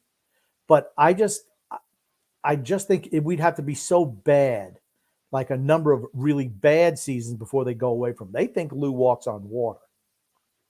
I don't know if you happen to just see what happened on the screen, but they do think Lou walks on water, which is disturbing. Scott Mayfield just got absolutely posterized. So, the Islanders have given up a goal. Nick Suzuki, look at the stick handling. I'm pretty sure he stick handles this through. Scott Mayfield's skates. But, you look at your defensive partners, Romanoff out there on the boards. You've got a one-on-one situation, and Mayfield just gets walked around. Suzuki then proceeds to put it in on the backhand. A nice move by him. I don't know what the hell Mayfield. Now it's a dog fight down the stretch. Unfortunately, you're right. Now it is what was a comfortable lead is now all of a sudden Uncle Mo could possibly shift off of a goal like that. And it's not like we were, dominating the game. They got a lucky break. They've been carrying the action. In the third period, certainly they have. And it doesn't bode well where it's like, hey, they're carrying action in the third period and they just cut the lead in half. Oh, God almighty. Brian J. Grumpy. He said, I would try and trade everyone. We have no stockpile of picks or prospects need to replenish. There's only so much you can do. Like I said, at the deadline, I'm moving 3 guys for certain. I'm moving Parise, Varlamov, and Mayfield because they're all on expiring deals. In the offseason, I'm moving Nelson. Our boy, Phil's Facts, has launched a trade scenario that he thinks the Islanders need to start the retool. And hey, I've talked with so he wants a retool now again? He wants a retool again, Grumpy. And I'm not saying that these ideas are some of the things I've been talking about with him, but hey, they may be, Grumpy. He's Philly flip-flop. He's Philly flip-flop. Phil flip-flop. Or maybe even Philly flip-flop. Either one works. Philly flip-flop. Oh, Drew L. Philly flip-flop. Oh, that's a good one, Grumpy. Drew L. This QB duel tonight shouldn't distract from the fact that Justin Herbert and Trevor Lawrence have some of the silkiest hair in the NFL. You know what they say about guys with silky hair? You're going to be going bald. Have you seen the stats for tonight's game? The Jacksonville Jags. You want me to tell you real quick? Why not? I know they're down 17-0. Trevor Lawrence, 4 for 16, 4 picks. 4 interceptions. Yeah, 4 interceptions. Okay, Jacksonville's not winning. Yeah, I was about to say. Unless the Chargers and Staley do something that they do, which is implode, Yeah, I'm saying Jacksonville probably not winning this night. What's the score of that game? The score is right now 24-0. Wow. Okay. Oh, good gracious, good gracious. And then Anthony Rizzi Grumpy again. I would love to see towards the end of the season the Islanders bring up for 5 to 6 games DeFore, Bolduc, and others, just for a little taste and see what they look like. It also gives the player a little bit of the mentality and understanding what it takes to play at the next level. Yeah, Hey, I've been looking good in the AHL, but what is it actually like to play and to be at the highest level? How big is that jump? When you give them the opportunity, they're able to see firsthand that, hey, I've got to put a lot of work and effort in to make sure I'm on the right path. But we have to be out of it for that to happen. Well, here's the thing. I don't even know if they would do that anyway. We were out of it last year. We wouldn't play any of the young guys. Just refused. We refused to make any moves at the deadline, too. We just sat on our hands. I don't know if that was a Barry thing or a Lou thing, but like I said, I don't think that Lane Lambert has any control over any of that. I don't know if Lou says, we're going to go, even though we can't make the playoffs, we're going to go hard at the end of the year just to sell Matt. I don't know what the hell he's thinking. Anthony R's got a comment there for you, Grumpy. You're right, TJ. But what I have to say about that is shame on ownership for letting Lou destroy this organization. Lou Lamoriello has not destroyed the organization. I think he's just late to the party from coming to the realization that this iteration of the Islanders being anyone who could potentially semi-contend for a Stanley Cup is over. We should know if he makes more trades and trades away more picks, he absolutely is continuing to screw over and mortgage off the future of the team. Anthony Rizzi also says, we need to get more picks this 2023 draft. Loads of talent. It's not just top heavy. There's really good players deep in the draft. Absolutely. Yes. And that's what I mean. That's why you need to move yourself a Varlamov, a Mayfield, a Parise. Even if you're not getting first-round picks for everybody, you can package picks, or you can just stand pat or move up a couple of spots in later rounds for somebody you really like. This is an opportunity to retool or to start the transition process. And it's still going to be a few years away because these guys are not ready to step right in. It's what I said they should have been doing for the last couple of years. Start the retool a couple of years ago. When these guys age out, you have guys ready to step in. Now there's going to be a gap from when those guys are totally cashed and by the time somebody's ready. AP says, the amount of dumb penalties we've been taking is unacceptable. And those are the ones we're getting called on. Correct. Nick D says, TJ Grumpy, how are you doing tonight? Nick D, I'm doing all right. I'll be doing hopefully better if we can close out this victory. Goon says, Grumpy, what are some memories you have seeing Electric Light Orchestra at MSG, Madison Square Garden in 1979? I did not see ELO when they came to the Garden in 79. Did not see them. I like them though. I like Cameron with the cam saying, yo, what's up, Cameron? Brett W saying agreed and send Fredo with them. Yep, that's right. Get him out of here. It's got to be. I mean, Fredo has been riding his coattails forever since he was born. Shay's got a comment there, Grumpy. Yep, but the difference is that Montreal knows they're bad. We don't. Lou thinks his team is a top team. That's a big thing. You have to come to a realization as ownership, as upper management, that okay, our time is done. Are they there yet? I don't know. Cameron with the cam. That game against the Flames was terrible. I bet Grumpy was going to throw his TV. I do not throw the TV. I throw the remote. There it is. Throwing a TV remote. Brett W. Keep the defense. Barzal and Wallstrom. Rest of the forwards can go. Yep. Absolutely. And then Andrew L. Grumpy. Dvorak started that. Mayfield did that in response. TJ looking for anything to fit his narrative, even though he couldn't see it properly on his 2-inch phone screen. I'll tell you. We are a chippy fucking team. There's no way you can convince me otherwise. Okay, we're a plucky team. We're also. You're I don't give a shit what you can say. Oh no, I'm wrong. How do you say we're wrong? How do you say that, Grumpy? Look at the penalties we get: holding, clutching, and grabbing, and mixing. That's not chippy. That's not chippy. And mixing it up. You hold, and you grab, and you interfere because you can't skate. You can't keep up. That's not chippy. Chippy is running guys after the play. How about fighting? Is chippy having guys who are designated goons? We don't fight. Matt Martin doesn't fight anymore. Ross Johnson doesn't fight anymore. There's no fighting in the league. There's no fighting in the league. I know. We may account for about 100% of the fights out there. What do you mean? No. You're Oh, wrong. stop. Yeah, okay. Find one person who says that. You say, oh, okay, You're wrong. gotcha. You're wrong. You go, Grumpy. JG. Yeah, sure. AJ had also pointed out the guys were not talking, no communication on ice. Yes, we mentioned that earlier. Yes. Just saying it's another person corroborating what you were talking about there and how they noticed it too, just like you did. And I think it's important, right? And you're not the only person who noticed it, but you brought it up and other people are seeing it too, Grumpy. That's why I'm bringing the comment up. Cameron says, fire Lou, Isles Nation. Lane Lambert. Fire him too. Lame Lambert, Grumpy. Lame. Oh, sorry, lame. Lame Lambert. You know, D-Cut will be smiling somewhere right now. We haven't heard anything from D-Cut today. He must be at the game. D-Cut, I'm pretty sure D-Cut was the first one to start calling him Lame Lambert many weeks ago, but it's catching on, and I like it. That's right. Tony G's, Grumpy. Drew reviews hair. Ooh. Tony G says, you're the moderator for the wrong podcast, buddy. Cameron says, Tony, who are you talking about? Oh, gosh. No. Rick Rock. Grumpy. Rick Rock. I love that name, Rick Rock. Just checking in and say hi. Thanks for the response last show.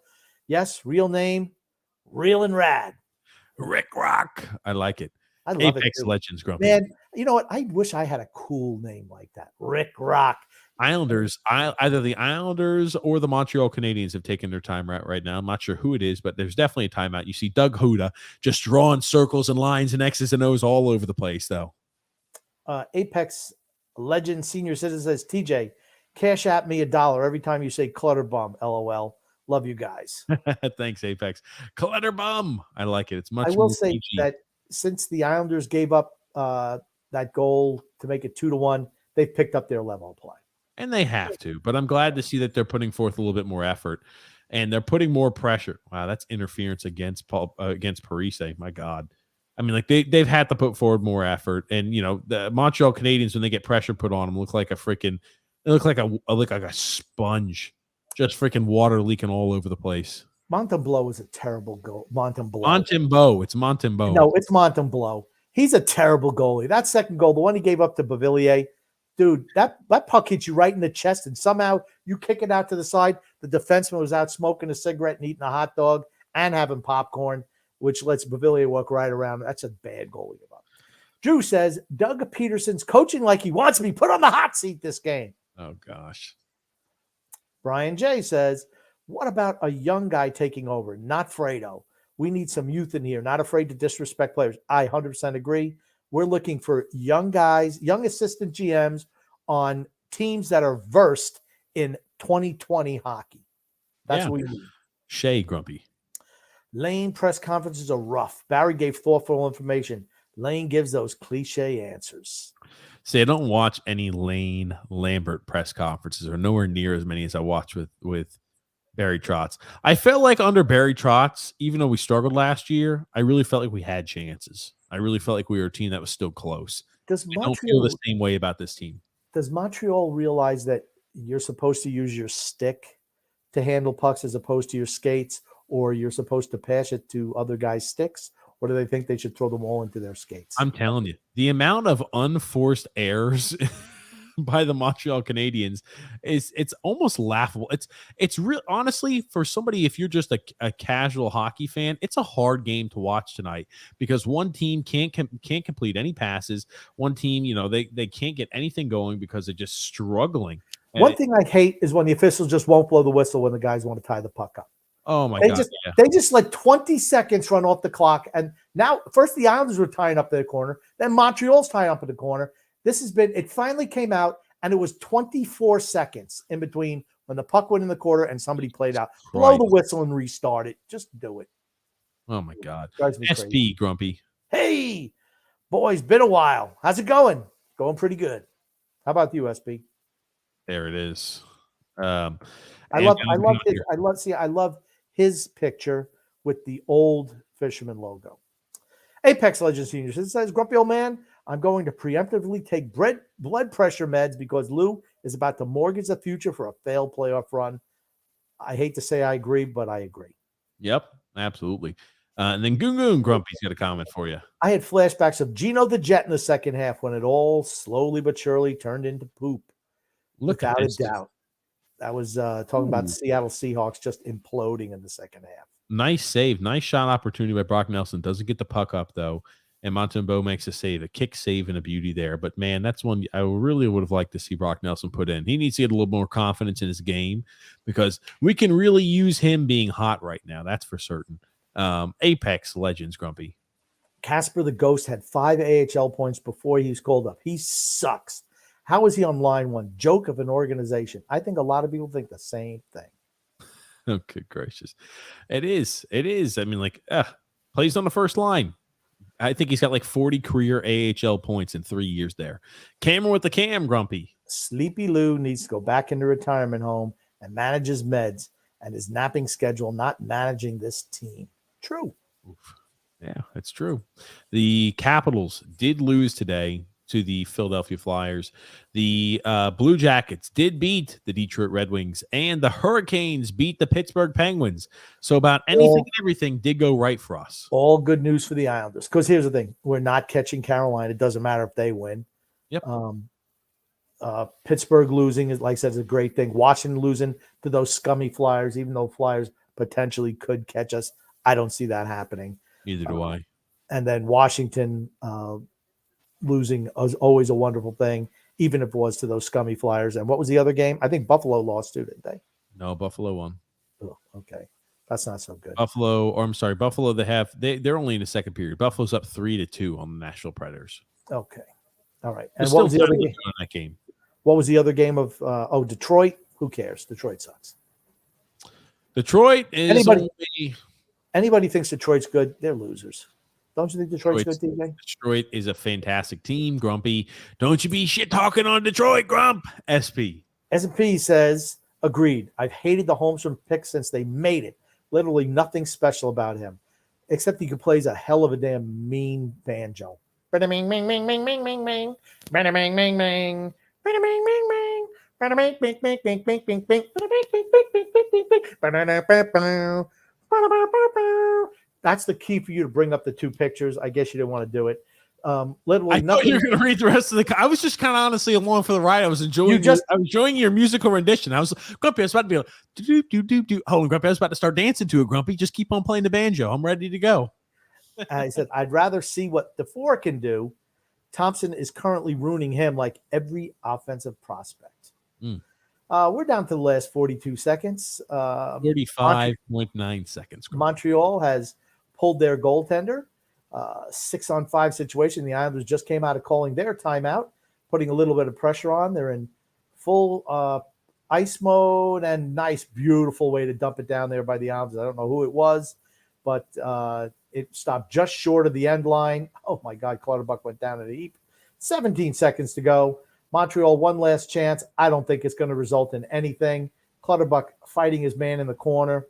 Nice chip out, and that will be the game. Islanders will win 6-5, 4-3, 2-1, and they didn't even get a shot in the last however many time was left. So Islanders win. Right now, we are in the 8th and final playoff spot after Pittsburgh loses. Even though they have 2 games in hand, we are still right now. If the playoffs started today, the Islanders would get beaten by Boston in 4. Well, hold on. I got to pull that up here. Yeah, we would be 1 point. 1 point ahead of the Pittsburgh Penguins, 2 games in hand. Yet the Penguins right now are 2-6-2 in their last 10 games. Yeah, they've been really gone cold. Yeah. The Islanders snap a 4-game losing streak, and they win tonight. Yeah. Here's the thing. Reserve all excitement because very easily on Monday you could be upset once more. And I wanted to get back to comments, Grumpy, before you started reading of what was going on the last 45 seconds of the game. But it's good. It's good the Islanders got to win tonight. Brett W says, makes me wonder if Lou was forcing Holmstrom on the top line. Was he forcing Trot to out Leo there as well? Was he forcing Trotz to put Leo there as well? Probably is what he meant to say. Okay. I don't see why you're getting so angry. The way you butcher every single comment, and I just read a word as it was written, you get a little bit pissy. I don't like that. You get pissy when I read things wrong. This is what you read everything. Here's the thing. You read trying to give you the fair just pay. I'm just trying to give you exactly what you read. Everything wrong. You read everything wrong. Not one or two. Everything. And when you read something wrong, it totally changes what the comment actually says. You'll say "not" when it doesn't say "not" at all. You said "out" when it should have been put. I think that I don't think he had anything to do with Leo. I don't think he could do that to Trotz. Trotz was an established head coach. He couldn't tell him who to play and who not to play. Just to clarify, you don't think Lou Lamoriello had anything to do with Barry Trotz starting Leo? Okay, yes, gotcha. correct. And SP Grumpy. I hope Lou is gone after the season. If the rumors that his contract is up this season are true, those are not rumors. His contract is up after the season. I think what they'll do is kick him upstairs. That's what I think they're going to do. And I think he's going to do everything he can to put his kid as a general manager. SP says, Grump, you are trying to make sense of anything the Islanders do. How does frickin' Josh Bailey keep getting trotted out on the top line? He must have some type of blackmail material. No, like I said, sometimes you just got to spread around the suck. And maybe that's what's happening with Holmstrom. Then why do you have two pieces of living shit on your roster at the same time? Two steaming piles on your first two lines. Sometimes you put them on the same line. Ugh. Yeah, done that before too. Brett W. Holmstrom definitely is the new Josh Bailey, but worse. That's exactly what I said on draft night. Pony Boy says, boys, we're smoking the lowly Canadiens time to extend Lou 6 years. There it is. Gungu says, TJ and Grumpy, what would the Islanders have to do to make you both proud of them again? Get rid of Lamoriello, trade all the junk off this roster, reload the team. I think they need to change to make me proud again of this team. We need to change mentality. We need to change the style. We need to change the mentality. We need to change the personnel on the team. I think all it is just forward group needs to be changed, and I think it's going to significantly help. Lou Lamoriello has the wrong vision of the way this team should be heading and what the team needs to be doing at the time period. A change of voice and direction would make me proud. It'd make me happy. Changes. Okay, here we go. SP Grumpy. I noticed against Minnesota that we have a similar structure. A bunch of garbage and one amazing offensive player. Difference is they have some amazing prospects while we have Holmstrom. I think they had a purpose when they moved into the offensive zone. And I don't think that we have any purpose when we go in the offensive zone. They had guys, they were actually running set plays, attacking from the center ice line in. And I thought that was real obvious. And they walked through our defensemen like a hot knife through butter, as they say. Andriel said, I love how this show always finds a way to Fredo one way or another. That's Grumpy. Grumpy wants to bring up Fredo. I have told you before, I'm not even sure it's going to happen, and I don't even like to think of the idea, but Grumpy keeps bringing up hey, we're going to hire Chris Lamoriello as the new general manager. He keeps saying it. You've said it like 10 times tonight, Grumpy. You notice who's not said that once? Me. Not once, Grumpy. I don't even like thinking about it, that's a possibility. Okay. I just have a feeling that that's what's going to happen. I'm not afraid you're going to manifest that into reality, Grumpy, and I don't want you to do that. Who's always right, though? Me. Right. Okay. That's right, Grumpy. Pony Curtis. LMAO, he's been riding his daddy's dick since 1992. I love the uncensored grump. Yeah, uncensored grump is something else, I guess. SP Grumpy. Let's trade for Jonathan Taves and sign him to an 8-year extension for $10 million. Got to bring that average age up. There it is. Please say uncensored always, Grump and TJ. We try not to. We don't. Sometimes I get a little worked up.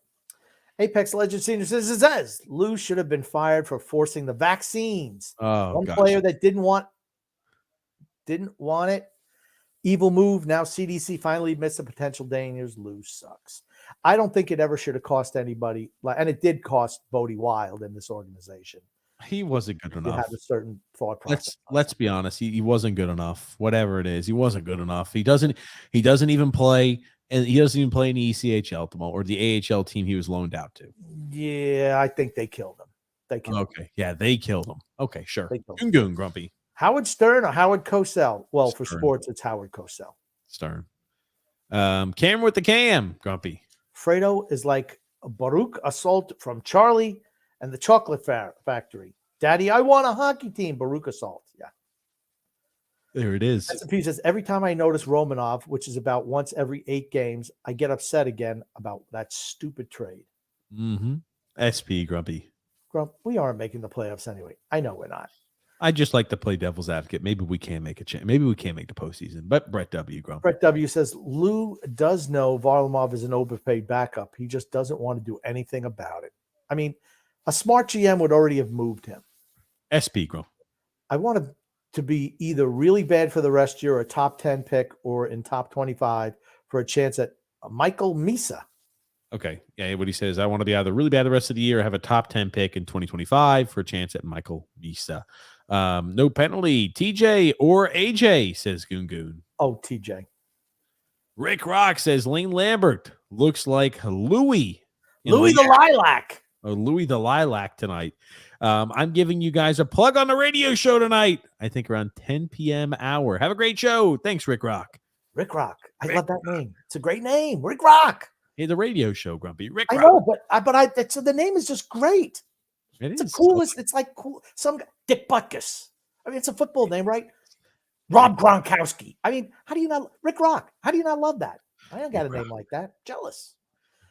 S&P, Barzy's worst asset is his one-timer.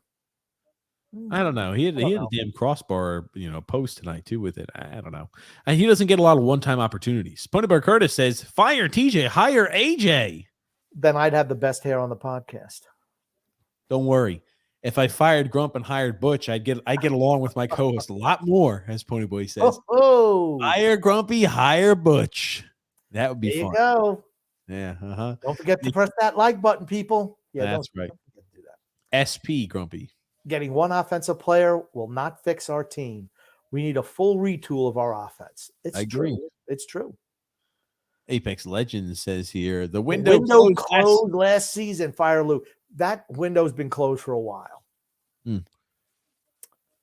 Shay says, I got that death stare from Lou last year, LOL. Really? Lou gave you a death stare? What a loser. Apex says, lose an egomaniac. Lord, forgive me. Underberg Curtis says, he looks like Franklin the Turtle. He does. He looks like a little turtle. He does. He got that long neck, the wrinkly shit going on. Yeah, and he's got that little pot. He's got that little belly on him too.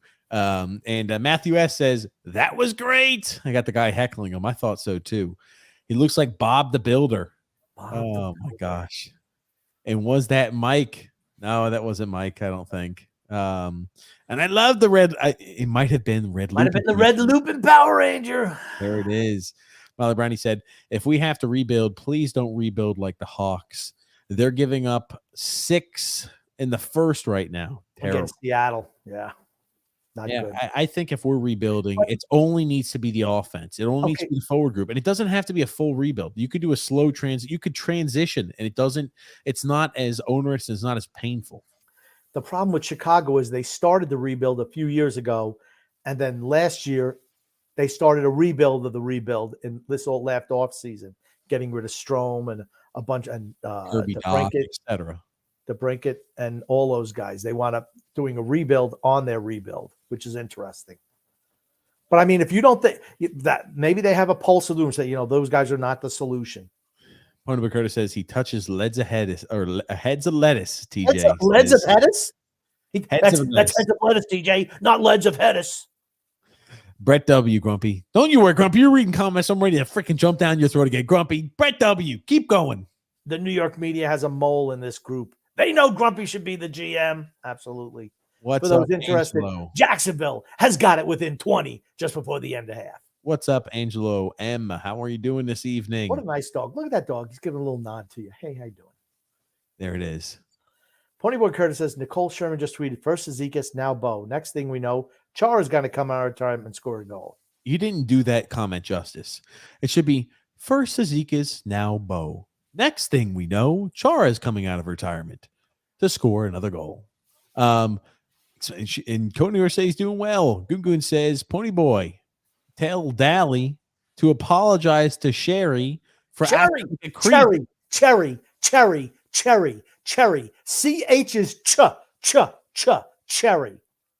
SH is Cherry. Like shut up. Shut. Sherry, Grumpy. I like Sherry better. And tell him not to be a creep at the drive-in. Who the hell would name him Cherry? That's right. S.E. Hinton wrote the book, and that was the name of her character was Cherry. Shitty name. Anyway, Matthew asks Grumpy. Josan Bosse on intermission desk. They didn't show her face straight on. It was like a sideward shot with her hair kind of over her face a little bit. They did all they could do, I guess. Brett Brett W says F quadruple minus. Christ almighty, Grumpy. You're killing me. Yes. It's two people saying F quadruple minus there. I love it. Pony Bear Curtis on a different platform. SB said, the sad thing is that even when our team is fully healthy, our offense doesn't look much better than it looks tonight. I think I'd even argue it looks worse. There it is. Pony Boy says, listen, Goon Goon, Dallas Winston is dead. Don't be talking about my boy like that. And Brett W. Just baffles me. Absolutely baffles me that after 5 years, Grandpa Lou has done zero. I mean, absolutely freaking zero to address the offense. Wow, that's crazy that he used that dialect, Grumpy, when he was writing that comment. It's almost like something you would say, almost right out of your mouth. Hard to believe, but true. True. Doug Peterson is being taken to school by Staley. Wow. Tim J says, we never seem to put a team away, which leads to panic in our own defensive zone. True. Yep. And Matthew S says Sorokin is the new DeGrom. Yeah. Plays great and doesn't get any wins. That's exactly what it is. Freedom, Fun, and Adventure said, Gross put up tonight's lineup, and my thought was all 4 right wings and at least 3 of the 4 left wings, if not all, must be upgraded. Wally and Ross can take 2 spots, but sell everyone, not vital, and tank for Bedard. Not going to be able to get Bedard, but we're too far. Yeah, I was about to say we're too far. We could lose and come away with 0 points the rest of the year. We probably still won't have the worst record in hockey. I won't say that.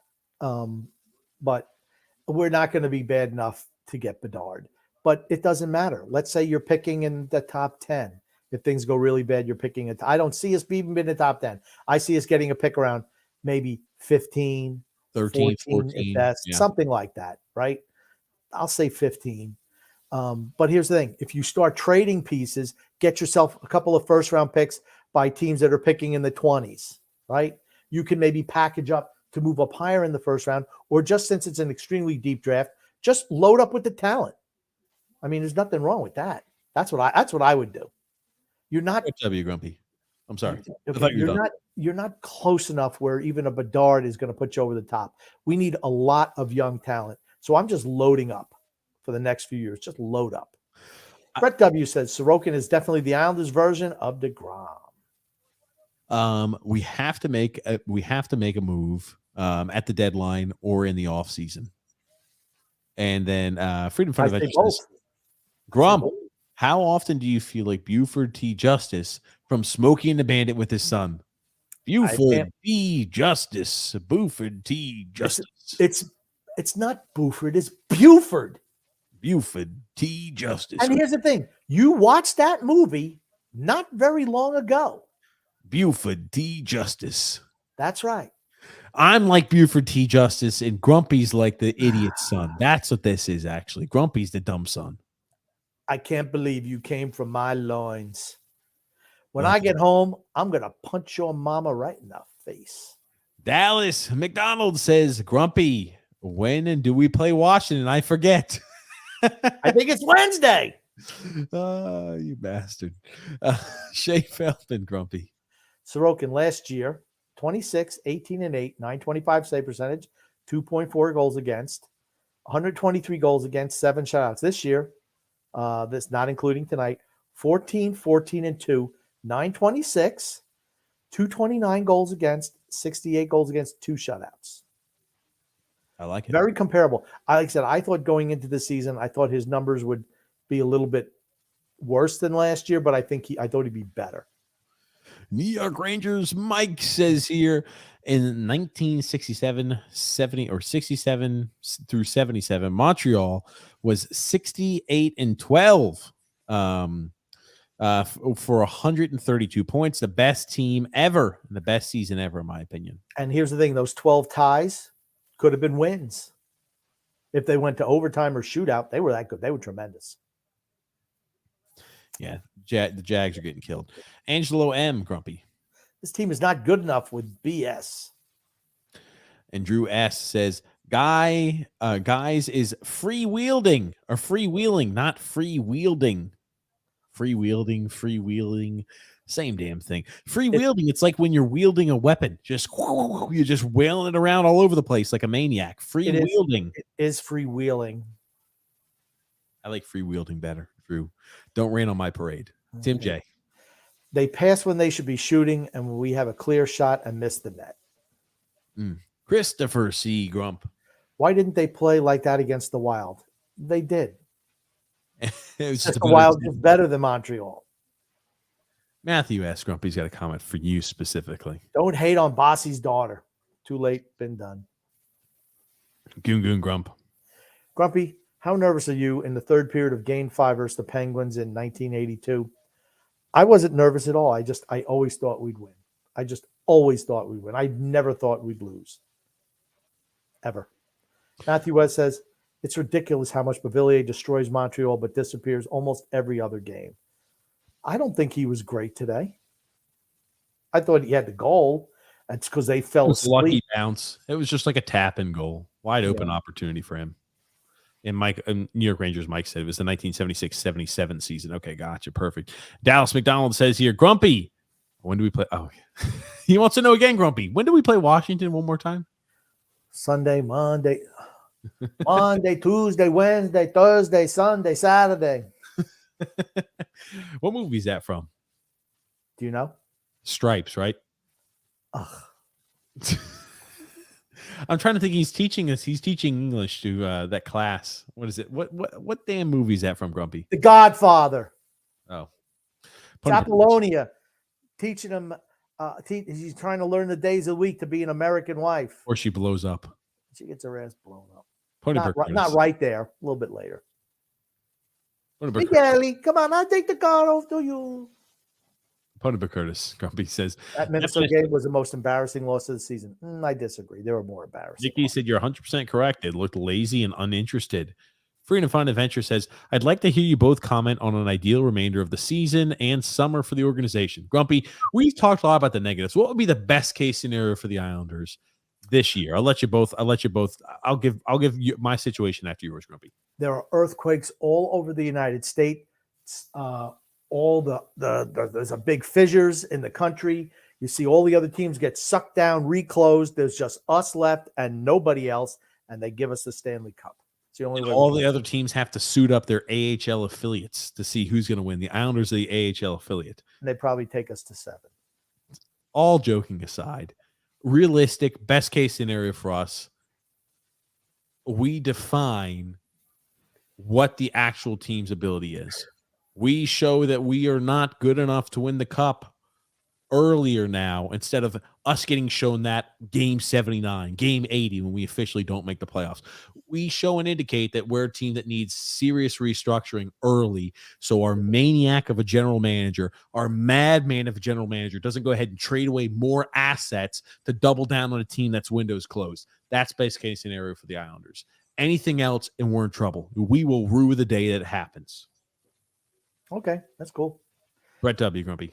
I'll just touch on that. What I want to see happen the remainder of the season, I want to see us move. Like I said, anybody on an expiring deal, and then in the offseason, you start moving some guys who have value. It's a limited amount of people, but I'd listen to offers for Pulak and Nelson specifically, those two guys. Okay, I'm not touching the defense, but I'd forward group, sure. Brett W. Grumpy. I'd like to know your opinion, guys, since we agree Lou needs to go. Who do you think a good replacement might be? To me, it's not an individual. It's more of a type. It's a young assistant GM on a team like Tampa, Florida, Colorado, something like that. Someone who knows how the modern NHL is built and the direction that the league is taking with officiating, with how the league wants the game played, and bring someone like that in. But it's got to be a young guy. I don't want an old guy. Apex Legend says, at least Alex Lafreniere is a bust. Okay, he's what, 20 years old? 2021, something like that. All right. Brett W. Grumpy. I also just want to say, since Bossy's family was there, he was the greatest goal scorer I've ever seen. I truly believe had he had as many seasons healthy as Gretzky, he might have had more goals. Gretzky was definitely a better overall playmaker, but I think Bossy was a better pure goal scorer Bossy was a great, fantastic goal scorer. It's Dog Z going up and around. Dog Z, hold on a second. Dog, hey, stupid dog. No, son X is here. He's taking Dog Z, who I've been babysitting all day. He's taking him home. Come here, you. He was taking a nap. I'd love to get Dog Z because he's got a big toy in his mouth, and I'd love to get him to come over here so everyone could see my little friend Dog Z. Get Dog Z over there so we can see him. I want people to see him. And here he is. Here is my boy, Dog Z. There he is. He's a get your face down here, dog. Look. He doesn't want any of that crap. Here he is. All right. Now, you know you're not allowed on the furniture, so that's enough for you. Okay. And there's Dog Z, my wonderful little puppy pal. There we do love him. We do love him to death. He's our friend. There it is. Shay Feldman saying, has Romanov looked off? Yes. But remember, he's 23 years old. He has room to improve. Dobson has been shit defensively too and hasn't produced much offensively recently. Okay. I disagree on this big time, Shay. Okay. Dobson, is he a finished product defensively? No. But Dobson at least knows where he needs to be. Does he make mistakes? Yes. But when you, as Romanov, when you don't even know where the hell you're supposed to be, well, shit, you've got to first know where to be. Then you've got to iron out the defensive mistakes. He doesn't even have a chance to make the defensive mistakes because he doesn't know where he's supposed to be. I don't know if anyone was bagging on Dobson against that Minnesota on that tying goal the other night, but that was Brock Nelson's screw up all over the place. And I just hate when people blame Dobson for things that are not necessarily his fault. Got a comment here from Matthew S. Grumpy. I was freaking angry after that Wild game. A lot of people were. I was too. And the fans use young excuse for Dobson about him being 23, but Romanov's the same age. You know, I'm not saying he's worth the 13th overall pick. I look at it like this. Here's what I'll say before TJ. Like, Dobson brings offense. He brings puck movement. He brings skating to the team. Romanov doesn't bring any of that. That's the difference between the two. On top of it, Dobson at least looks like he knows what he's supposed to do. Does he make mistakes? Sure. Romanov a lot of the time looks like, uh-oh, hold on a second. It's not like until the shot's going off where he's like, oh, man, that's my spot. Oopsies, I made a mistake there. I'm just like, Dobson will make mistakes, but he knows where he's supposed to be. So at least he shows like upstairs, he knows what he's doing. Romanov, when he makes dumb decisions like that, doesn't know where to be. It's like your brain, you're not even smart enough to know where you need to be, or you're not aware enough. Maybe you're not positionally aware enough to know where you need to be. And that's just frustrating beyond all belief because that's something simple. When you're in film study, when you're in practice, they're going over, hey, when something like this happens, Alexander, you need to be in this zone here looking for a player, the forward coming from this direction. It's really easy to sort that shit out. But he doesn't even know where he needs to be, which is very discouraging. There's a long way to go for him. Drew L. Grumpy. Okay, never mind. I had to turn off the Jags game. It's already 24-0 Chargers. 27-7 starting third quarter. Yep. And yep. So I will be active for the podcast now. Good to hear. Good to hear, Drew. Matthew S. Grumpy. Yes, I heard that chant on the post game. The Fire Lou. Oh, see, that's bad news for him. And if it gets worse, like I said, 2 more games on the homestand. I can't imagine it getting any better after playing Boston first and then Washington second.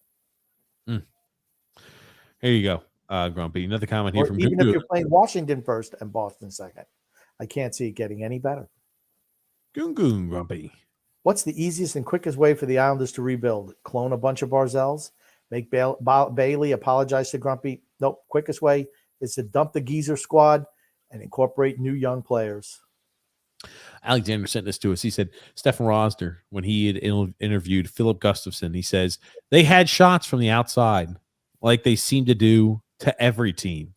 That quote says a lot about how the Islanders' offense is viewed in the NHL. Not dangerous. There you go. He's not wrong. And here's the thing. And hold on really quickly. Look at Stefan Rosner getting that quote too. Gotta give him hats off on that. I'm glad somebody's doing real work out there who reports on the Islanders and who covers the Islanders. But I'm sorry, Grumpy. Go ahead and make your point. I agree with what you said about Steph.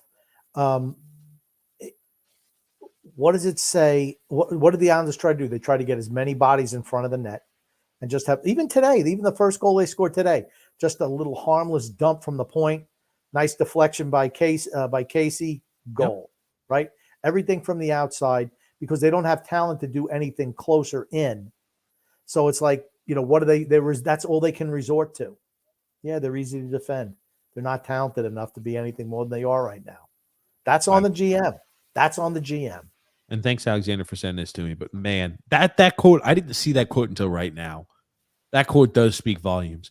They had shots from outside like they seem to do to every team. That means you just throw as many pucks on net as they can from ridiculous angles and hope that one finds a way to trickle itself in the net. That's how they scored against the Wild on Thursday night. Just not good. Good. Just a flip in, a funky bounce into the net. It goes. Not good to be perceived like that is the point I wanted to make. Not good to be perceived like that. Matthew S. said they don't call him Tankin' TJ for nothing. That's right, Grumpy. That's why I'm wearing a tank top. I'm saying time to embrace the tank. Matthew S. He just look at you. Someone bailed you out. Someone bailed you out. Thanks for that one, Matthew. Freedom Fun Adventure, Grumpy. Don't say JT Miller. His entire name hates his guts. Romanov 13 assists and Dobson 15. Romanov is very good at gaining the zone. No Islanders deep man is having a good season. They should understand new system by now. I don't think the new system is there is no system.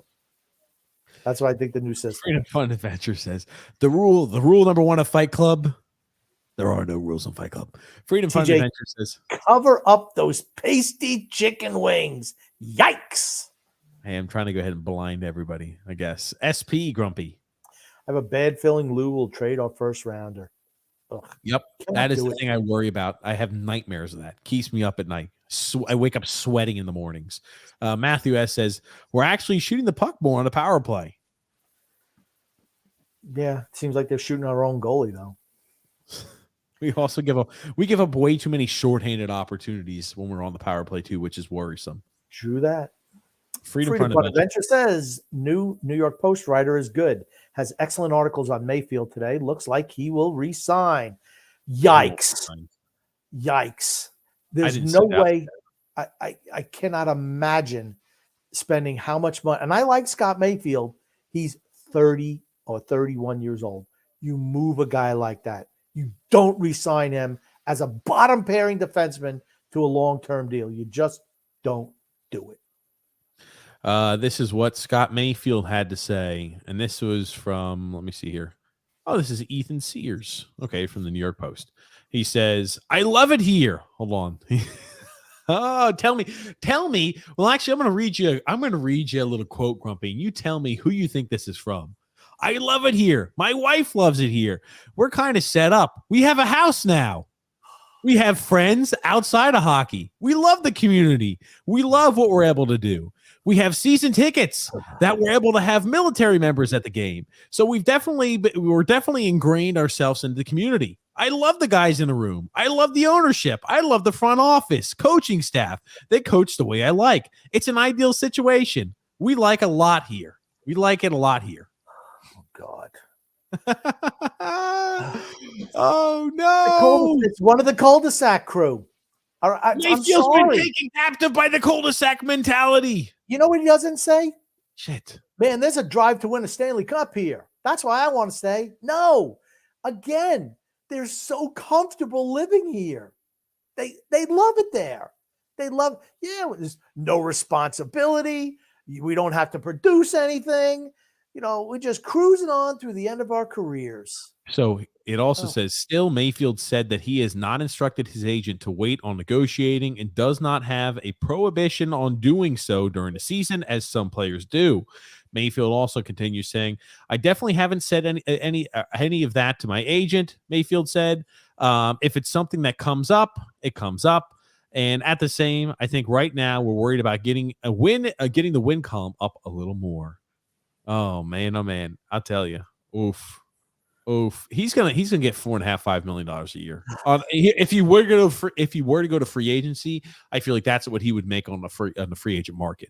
He won't get paid that here just because of how much Pelech and Pulak get paid. They're not going to pay a bottom six defenseman that much money. I love Scott Mayfield. Everyone knows that. he doesn't mention anything about being a Stanley Cup winner. Or it's I just love like the ambition. I love the ambition the team has. I love the direction the team is in. I like that the team is pushing for a cup. None of that. nothing. I'll read it one more time. I Thank love you, it Freedom here. Fun and Adventure. Thank you, Freedom Fun and Adventure, for bringing this up. I love it here. My wife loves it here. We're kind of set up. We have a house now, right next to Who's that Kyle sound like? Palmieri. Right next to Kyle Palmieri, I'm sure. We have friends outside of hockey. We love the community. We love what we're able to do. We have season tickets. We're able to have military members at games. So we've definitely ingrained ourselves in the community. I love the guys in the room. I love the ownership. They don't hold me accountable. Love the front office. Love the coaching staff. They coach the way I like it. It's an ideal situation. We like it there a lot. Yikes. Okay. Are you going to war with Scott Mayfield? I like Scott Mayfield. I like what he's done on the ice, but when I hear that, I'm like, Jesus Christ. This is the mentality, right? I like Scott Mayfield. I would, if he had all the money in the world, sure, I'd sign him back. But no salary cap. when you hear every single player, Kyle Palmieri, Josh Bailey, Anders Lee, Scott Mayfield, maybe Matt Barzal, every freaking player you hear saying the same shit. Oh, I love the mentality. I love the feeling of community. I love this. I love that. Not a single one of our players are saying, wow, this team is really hungry. They want to win a cup, and I want to win a cup with them. This is a team that's headed in the right direction. This is a team, right, that's winning. This is a team that's set up for long-term success, and I want to be a part of that long-term success. Not a single one of those. I love the community here. I'm so happy to be here. We've got a house. We've got a friends. We've got a family. You're in a freaking business, man. The NHL is a freaking business. The NFL is a business. All professional sports are a business. It's not family time. It's about winning damn games and producing. Simple. And I'm not saying that Mayfield has got a bad mentality, because I think he's got a great mentality. I'm just saying that is the mentality that the Islanders organization has. And that's the perception, I'm sure, around the league. Oh, yeah, they're just having a good time. They're having a good time with family and friends. They're just kind of like the casual team in the NHL. I just want to draw a comparison to the greatest winner of all time in the NFL. Oh, I just want to draw a comparison. He wanted off of the Tampa Bay Buccaneers last year. He tried to retire to get his way off to go somewhere else. They wouldn't bite. He's like, okay, I'll sign a contract extension, but you know what? You can't franchise me after. He did the same thing with the New England last year. You didn't hear him saying, man, I love it here in Tampa. He's like, I just want to win. I want to win. That's what, as a professional athlete, that should be your that's your goal. Overwhelming objective. Win, win, win. Everything else will come if you win. You will make more money if you're perceived as a winner. That's the Islanders in a nutshell. Right there, that paragraph is why we're never going to win anything. They're great guys. They all like hanging together. I've called them the beer league team for years just for that reason. I'm not criticizing them as people at all, but it's like, is there any urgency to win here? Any at all? Doesn't seem like it. Doug R says, how are we not a lot for a lottery pick? You have to be in the bottom 11 to have a chance to get to number 1. All righty, Grumpy. I'll let you continue reading. Tim J. SMP says, Doug R. Ilya Sorokin. It's not SMP, just SP. But yes, Ilya Sorokin. Tim J. Our possessioning on our power play is terrible. So are the players. Yep. Thomas Morris. Please do not keep Scott Mayfield. I would have traded him already. Cam with the Cam says, Lou is like a toddler with a nuclear bomb. He has no idea what he is doing. It's worrisome, man. It really is. He says, oy vey. And then Holmstrom is horrible, says Tim J. Very true. This is worse than bad. It's a nail biter. It's a nail biter, says Cameron with the Cam. Shay says, I think Bailey would play the same if he didn't have a stick. He's useless as shit. Matter of fact, he'd be better if he didn't even have skates on. Matthew S. was not happy about Mayfield getting undressed for that last goal against Drew L. Grumpy. That's going to get you a big contract extension. He's good. He's going to get $4.5 million on the free agent market. If he does. In order to actually force Lou to sell, we need to keep losing, as much as I hate to admit that. It's true. And that's the point where I am too. I hate to do it, but it's just like, it seems that's the only viable solution to this problem. It's like taking Lou's toys away. Yeah. Oh God, Drew, it's like taking Lou's binky away. Oh God. And he's gonna need a binky in his blankie when he gets fired. Oh, there it is. Goon Goon Grumpy. Wow. Am I watching the Jaguars or the Jets? Does it matter? Drew says, Grumpy throws the remote that hits the TV, then throws the TV from the third floor of his house onto the sidewalk. LOL. Jeff Sobel says, time to retool. Something tells me that Varlamov will not be moved just to keep Sorokin happy, but retool by moving Varlamov, Mayfield, Clutterbuck, and Beauvillier. Even try to find a taker for Bailey's contract. Horrible contract given by Snow. Andrew Elgrom. By the way, the Jags game is going to end. This could end in a scoregami. Yeah, by the way, it could end in a scoregami. That's right.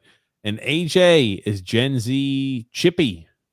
I don't know what that means. Laugh my ass I don't off. either. I'm not even going to try to guess. Freedom Fund Adventures. Oh my God, TJ with his softness. Can't even recognize tough play. I love tough hockey. It was great when it was a man's game before the NHL went woke. Here in Florida, DeSantis is spanking the NHL's butt. The way the game's played today. I don't even know what to tell you. It's the way the game's played today. It's like the NFL. I mean, you used to be able to clothesline people, freaking knock the damn teeth out of their helmet. You can't do that anymore, though. Freedom Fund Adventure, Grumpy. NHL trying to hold diversity event in Florida, but no white people allowed. So much for diversity. Rob G, Grumpy. Isles are locking this game down. Good to see you here. Matthew S. Grump. We should be destroying this team, but we're barely hanging on. I see there's two divergent viewpoints in back-to-back comments. We were barely hanging on at the end, I thought. Not at the end. Not at the end. Once Montreal scored to make it 2-1, we picked our play up, and I felt pretty much controlled the rest of the way. The Montreal 70s team was the best team ever if we're talking regular season and 4 straight cups dynasty. But I personally think the Islanders were the best playoff team ever, winning 19 straight playoff series. True. And the one thing is the Islanders could beat the Canadiens because they could play any style. Any style. Yes, Islanders big win tonight. My comments, Grumpy, but I'll let you continue. Okay. The only team you had to get real physical with Montreal to beat them. Rob G saying, yes, Islanders big win tonight. Yes, thank God. Absolutely, Matthew S. They won because I'm not at the game, says Shay. Shay's a little black sheep, man. She goes in, she's a little black cat.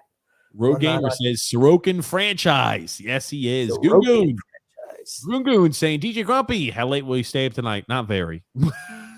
It's getting late here our time. Matthew S saying we barely held on. Take the win, but we need a way better effort. I agree. It's time Lou visits Leonard's snake farm. The hell is that? I don't know. Maybe he's got a snake farm. Mark A says defense is terrible. It is. Josh Bailey is terrible, says Thomas Morris. He is. Mark A wants to bring up the kids too. I don't know if they're ready. I think Ratu is, but okay. Got a few memes there, Grumpy. We're gonna play real quick here from Drew. First one says Lou and Barry Trotz when Andrew Gross is asking them a challenging question. No off-topic questions because I don't want to. No, permission denied. That's an off-topic questions. Next, you have been stopped.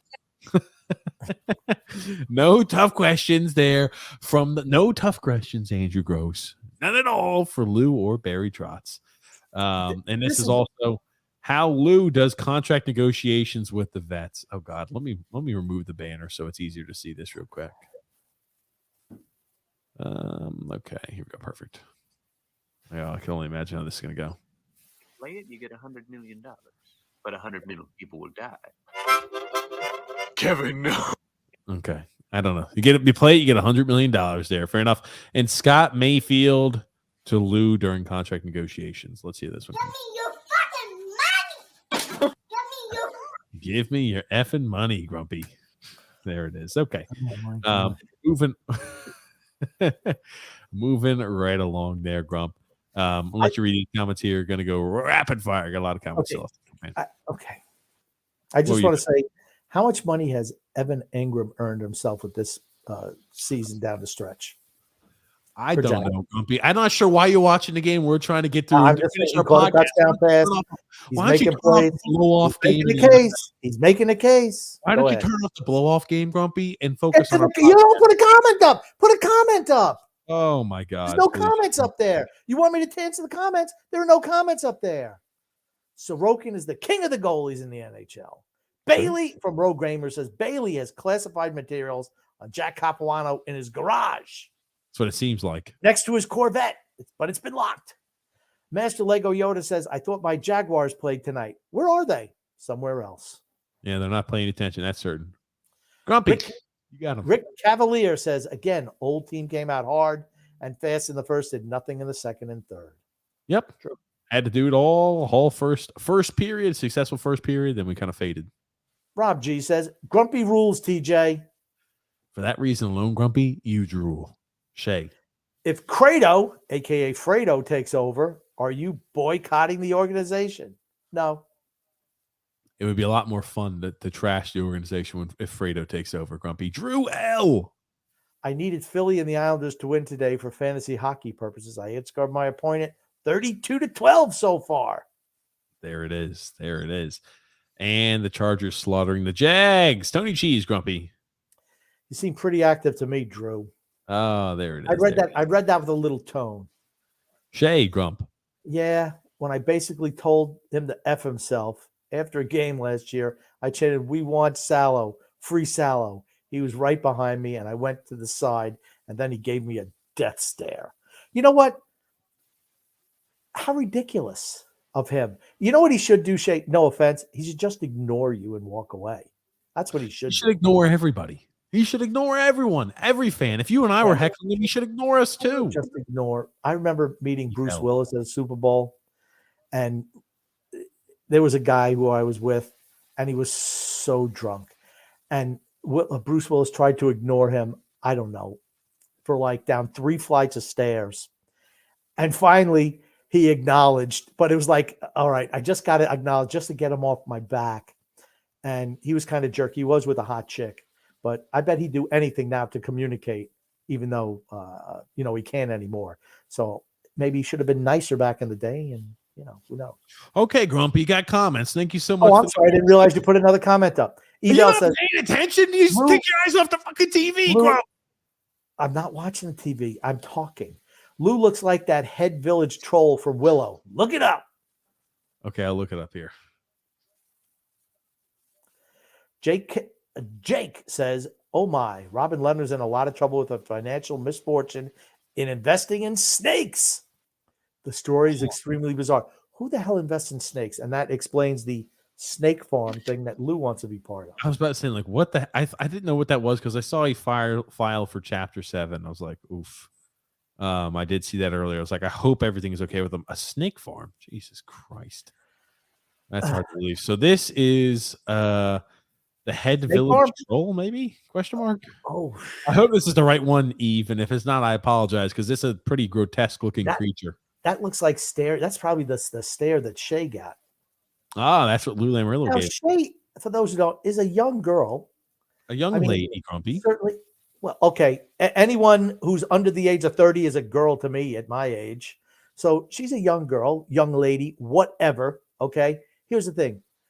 I'm sure she wasn't pouring beer on him or doing anything. To give her a death stare, just. Lamoriello. Louis.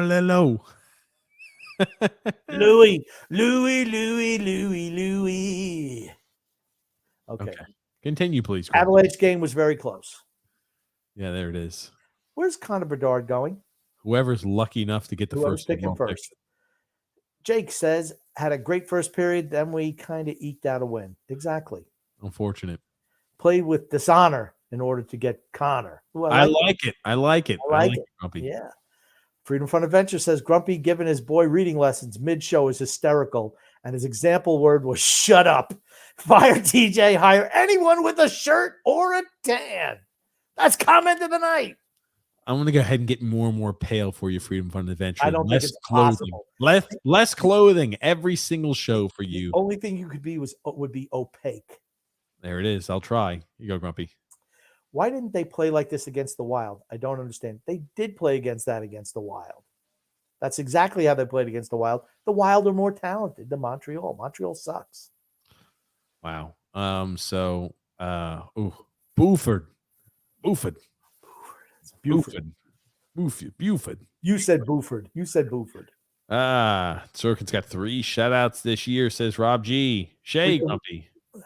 We can win the cup and Lee would still be frowning. He has a resting frowning face. He does. D-Cut Grump. Here's our boy D-Cut from Isles Misery Rated R, making his first appearance of the evening. Not very confident building win tonight. No, not at all. Confidence building win tonight. Sorry. TJ, stay positive, buddy. I don't know, Rob. Stay thirsty, my friends. Stay positive. Big win, says James F. Thanks, James. It is a big win. We won, but man, it was not the result that we would have wanted to see over the last few weeks. I thought we should have carried that the first period throughout the whole game against Montreal. We didn't. Yep. Alexander said, I'll tell you, that's an ugly win. Are you just gonna? Do I hear an echo after I read the comment? You wanted me to read the comment again. Hold on. If I read it already, you're gonna read it again, Grumpy. What is this? It's like I'm an echo. It's like I'm on delay. You wanted me to read the comments, and you start reading them. Okay. Well, you can't be droning off on your other shit. We're 2 hours and 30 minutes in already, Grumpy. Come on, stay on. Come on, you moron. M for moron. I want to see Richard Panik on Barzal's wing instead of Holmstrom. I'd rather see anybody. I'd rather see no one on the wing than Holmstrom. Want You to Sigh says, what has Holmstrom done to play every game over anyone else? Yes. Thank you for the question. I've asked myself many times. It's a good question. question. Survival says, would you be okay with Dubas as a potential GM? He's not leaving Toronto. Unless they can trick him out of Toronto and he can trick some of their players over here. Mitch Marner, remember when I said when they were up against the cap a number of years ago? All righty, D-Cut, TJ, Sleeves. Oh, hold on, Grumpy, you're about to take us down to Mitch Marner. We're 2 hours and 30 minutes in. We got a few comments to read, and now you're taking down talking about Toronto, Kyle Dubas. Come on, Grumpy, please be respectful. Come on, Grumpy. Remember when I said a few years ago when Mitch Marner was a restricted free agent that we could have went after him by just giving him a fully front-loaded contract and Toronto never would have matched it? The fossil wasn't wise enough, didn't listen to the grumpy old man. Another colossal blunder. Next comment, please. Yeah. D-Cut says, TJ, sleeves are required on the Islanders Never Say Die podcast, you bald-headed jerk. Boston just extended Pavel Zacha 4 years, 4.75. Who's doing those contracts? Lou Lamoriello? D-Cat. Fire lame. There it is, policy. The Islanders only lost 3 games total in 4 straight Stanley Cup finals. 2 were against the Flyers in the Cup one, so they lost 1 game the next 3 Cup finals. Think about that. That's how dominant they were. True. Yeah. Yep. Game is over. That's for certain it is. 27-14, 5 minutes to go in the third quarter. Wow, crazy. It's almost like Homatron. Is that Holmstrom? Is invisible. He is invisible. Alexander says that sounds like someone that was conned into saying something like that. Talking about Scott Mayfield. Unimpressive win from Frank K. Drew L. Drew, country club ass team. True. It is. Grumpy, can you please get Tom Brady's cock out of your throat for one podcast, please? Says Drew. It'd be nice. Just once. Frank K says they sucked after the first. Sorokin is fantastic. He will bolt if there's no hope. People said the same thing about Barzal. He signed a long-term deal. Elon A. Think about it. Seattle has scored more goals in the first period tonight than we have in the past 4 games combined. Waiting to can Lou till the end of the season is a huge mistake. We need to sell on 3/3/23. Okay. Is that the date? March 3rd? Is that the March 3rd NHL trade deadline? Okay. Ryan P. Playing middle of the road hockey, trying to get the final playoff spot seems to be acceptable here. Exactly. And that's the whole thing. I hate it when fans go, well, think about how bad we were all these years. We were pretty good a couple of years ago. No, that shouldn't be acceptable. Being average shouldn't be, just making the playoffs should not be acceptable to anyone. Alexander Grumpy. If they play like this versus Washington, Buffalo, Carolina, Boston, forget about it. You can forget about it. We want to win. Give me all the Islanders tickets. There you go. We lose. She said, if we want to lose, give her all the Islander tickets. There it is. D-Cut says, as usual, TJ not giving the loyal members of Isles Misery Rated R any respect. Take it deep, he says. Bridgeport gets smoked by Utica, so they have lost 12 of the last 13 games. Frank K. Grump. Ugh, I vote Phil's Facts for new GM. Yeah. Hated Evan Ingram when he was a Giant. Couldn't catch a cold. Shay saying trade is 1-for-1. Josh Bailey for Colorado Rockies locker room garbage can. You taking it? I don't think that Colorado would take that. Alexander says Josh Bailey is so trash that he makes Anders Lee look like a superstar. I disagree. I think Anders Lee is so bad that they both suck. D-Cut gives a little fire. TJ higher D-Cut comment per the usual. Wouldn't be a podcast for that one. State of Survival says, do you think that we'll be able to trade Josh Faley before the contract ends, or do you think that he'll play out this contract with the team? If Lou Lamoriello's still here, or Fredo Lamoriello, he'll probably get a contract extension. Goon says, apparently you can't trust any NFL team whose name begins with a J and ends with an S. Just like the Jets. Yeah. Maybe. A lottery team without Sorokin, says Frank K. Yeah, absolutely. TJ, let Grumpy talk. Man, we're 2 hours and 30 minutes in. Sorry. Grumpy's not allowed to talk. Yeah, Grumpy knows what he does. Grumpy just goes all Curtis. Curtis. This is what the comment degenerates to 2 hours and 30 minutes in. AJ is Bailey's cousin. Only reason Grumpy carries him on the podcast. TJ, maybe he's meant to say. TJ is Bailey's cousin. It's the only reason Grumpy carries him on a podcast. Fair enough. Alexander says Holmstrom disappears like Casper the Friendly Ghost. Oof. Drew L says, I got to mention Daniel Jones like Grumpy talks about Brady, the people's champion. For Brady, the people's savior is my boy, Danny Dimes. He'll be gone. Apex Legend says, never trust snakes. Never trust snakes. Snakes? Don't know there about it is. Snakes. Paulo C says, the 49ers don't have a good first half, but still slaughtered the Seahawks in their 11th straight win. And I'm not surprised. I did predict they would make the Super Bowl a month ago on the Thursday podcast. I was not impressed by them today. Alexander says, vote Grumpy as new general manager and TJ as assistant. There it is. I'll take underling. Good says, should I go to sleep? Yes, get a good night of sleep for tonight. We're wrapping up. Thomas Moore said, they won because they didn't wear the stupid fisherman jerseys. I'm not sure.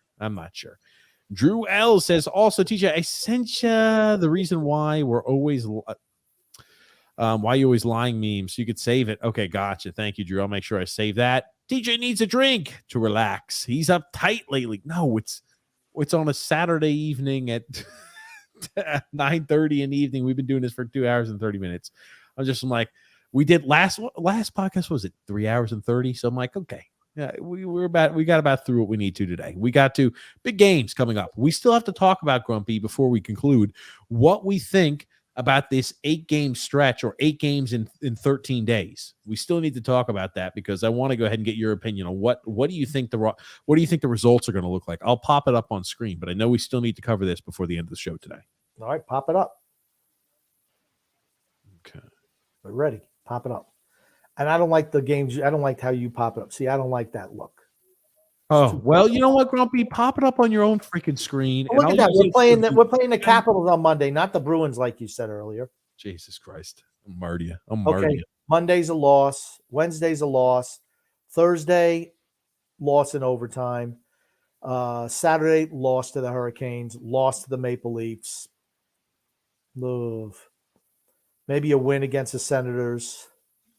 I think we'll beat the Red Wings. Lost to the Golden Knights. So before that All-Star game, so what did you think the record was, Grumpy? Go over that again. Okay, 0-1, 0-2, 0-2-1, 0-3-1, 0-4-1, 1-4-1, 2-4-1, 2-5-1, 2-5-1. 2-5-1. That's not good enough, by the way. 2-5-1 takes you out of playoff contention. 2-5-1 puts you in a spot where you're no longer in the playoff picture. You're not making a postseason. And honestly, I wouldn't be opposed for something like that because it would make it clear and defined as to what Lou Lamoriello needs to do. I disagree. I think he's if you go 2-5-1, you think he's still going to double down? Yes. Yikes. Yeah, I don't think there's How bad does it have to get for him not to double down on this team? Because 10. whatever that takes, whatever it takes, I'm down for. 10, 12 game losing streak, maybe. Oh, a 10 or 12 game losing streak. You think it has to be that blatant to him? I think it has to be that way for ownership to consider getting rid of him. Things have to go really bad. They seem like they're in lockstep with whatever he says. Yikes. Yikes, dude. That is troublesome to hear. That is troublesome to hear, Grumpy. My God. But 2-5-1 in 8 games, that's terrible, by the way. But I mean, I'm being realistic, right? Scroll down to the top. Washington, you could say we have a shot against Washington. Okay, potentially. Boston, no shot. Sabres, I say we lose that in overtime. We might lose in regulation. Sabres are pretty good. A young team that can skate and can score. That could be death for us. I gave us a win there, or a point. I gave us a point. Hurricanes, no shot, 0, nada, nothing, no shot against the Hurricanes. That should be 2 losses right there. Roll back up. Maple Leafs, 0 chance of beating them, 0. And it's a home game. I don't care. Senators, right? Senators are playing much better recently. I'm still going to pencil that as a win. Still going to give them a win there. Are you adding? Yeah. Then the Red Wings, I'll give us a win against the Red Wings. Why not? I don't think they're that good. That's a team we should beat. Golden Knights, no possible way. Best case scenario, I think we come out with 3. Best case scenario, I think we could hope for is a 500 record over this stretch. Absolute best case scenario. Oof, okay. Seeing how we played tonight, Dallas. I think maybe we could beat the Capitals. The Capitals just lost back-to-back games to the Flyers. This is a big game for the Capitals. So it's like a 4-point game for the Caps. Yeah, I think they're going to come out fired up. I do. Okay, but if they're going on a cold streak right now, which they very well could be, they got really hot for a bit. I could easily see that, Rump. I could easily see them maybe losing to us. Okay. I see us probably losing to Boston, even though it's going to be a home game for us. I think against the Sabres, right? Anything can happen. I don't see us beating the Hurricanes. Toronto, I don't see us beating. I see us beating Senators. I think we're going to beat the Red Wings. And that Vegas game, who knows, up for a tie. You know what I mean? So, I think, best case scenario, we go 500 over the stretch. Okay. That's best case scenario, 500. So, again, 500. That's not good enough. You're not going to make up ground playing 500 hockey. Yeah. Right? Let's be realistic, right? 500 hockey isn't good enough. 82 points over regular season isn't good enough. Potomac Curtis says, what an unexciting game apart from the first few minutes. I thought so too. It was a sloppy game. Sloppy, very sloppy. Hard to watch. Yeah. Honestly, TJ should invest in a soundboard for this reason. I have a soundboard. I got a soundboard, Drell. Doesn't know how to use it. Doesn't know how to use it. I just don't have it customized. I just don't take the time to customize it, and I need to. Andrew L says here, Leonard liable for $10 to $50 million in some snake farm shit. Yeah, it's nuts. It's nuts. How much could snakes cost? You can find them in your backyard. I couldn't tell you. They're exotic snakes, dude. Okay. Here's the thing. What probably happened. The snakes can get diseases when you're breeding them and stuff like that, and you can lose a whole bunch, can die, and something like that very well could have happened. People might not be buying snakes. Who the hell knows? How much? What is the snake market? I can't imagine it. I cannot imagine the snake market even. People will buy exotic snakes from people online. Absolutely, they will. It's like exotic reptiles, exotic insects, everything exotic. Exotic tarantulas, lizards, etc. They will. I had a friend who was allergic to fur, so they couldn't have an animal. So all they could have was a snake, and they got him a boa constrictor. His name was Carl Clayton. And I remember I was over his house once, and they used to feed it like little mice. And it was cool because, man, that boa constrictor, man, he popped the shit out of that mouse, just squeezed him up, choked him out, and then sucked him down. They put a live mouse in there, a dead mouse. Live mouse? What the hell would you put a dead mouse in there? So what they do for most times is they'll put dead frozen mice or dead mice like that, and they'll use it like tongues. That's how most people feed their animals. That's how what? Yes. Give him a live mouse. It's got to be part of the chase. Here's the thing. What you do is you kind of move the mouse, but you don't know, right? If you're giving them live mice. So you move the mouse. You wiggle them around? If you give them live mice, you don't know what type of possible diseases they may be carrying, which is why you give them a dead mouse that can be tested for that. So you keep your. So maybe Robin Leonard had been given live mice. His snakes caught some sort of disease and passed it along, intermingling with other snakes. Grumpy, I don't know. Point of Curtis says they came out hot. You know what the problem was? And then you know what the problem with those mice is? Their parents, their little micey parents, didn't let them live enough, so they didn't get all the little diseases all out of the way, so they could have been fed to snakes. No. Or the snakes weren't trained properly. They kept them in some secret snake pit, some little snake shack, like Robin Leonard's. So guess what? When they ate a rando mouse, they wound up getting some disease. It's because they didn't let them live their lives when they were kids. Alexander says, we will shock the world tomorrow. You must be talking about the Buffalo Bills. James F. says, next 3 games, who's in goal? Sorokin, and Sorokin. Oh, God. Sorokin. I mean, who would you sit him against? Are there any back-to-backs? Was the Buffalo-Boston game a back-to-back? Jesus. No, none of the games are back-to-back. Hold on. Eve just sent me a comment of Lou Lamoriello. Let me pull up the record. I'm shocked you don't have this pulled up on your computer. But I don't think the Islanders have a back-to-back. No, it's Wednesday. No, it's Monday, Wednesday, Saturday. So there's no back-to-backs until I think it's a Saturday, Sunday. Hope Varlamov get those splinters out of his behind by then. No, I'm sorry. We have I apologize. Monday, Wednesday, Thursday, Saturday. So there's a back-to-back between the Bruins and the Buffalo Sabres is back-to-back. Maybe they should play Varlamov against Buffalo and kind of, hey, maybe Varlamov has a good game. Maybe they trade for him. So this is Lou Lamoriello, and I think this is spot on, Eve L. And this is the way he looks. He looks like this little meme over here. He looks like this little GIF, Grumpy. Are you able to see that on screen? Yes, I am. Okay, good. I agree. A little bit too much hair. Lou's much closer cropped on the backside, but that's it. I like it, Eve. Shay says maybe it's AJ. When AJ does pre and post game intermissions with Shannon, they lose.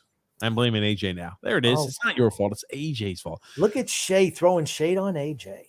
Point of Curtis, Grumpy. Grumpy, 180s Coke story, please.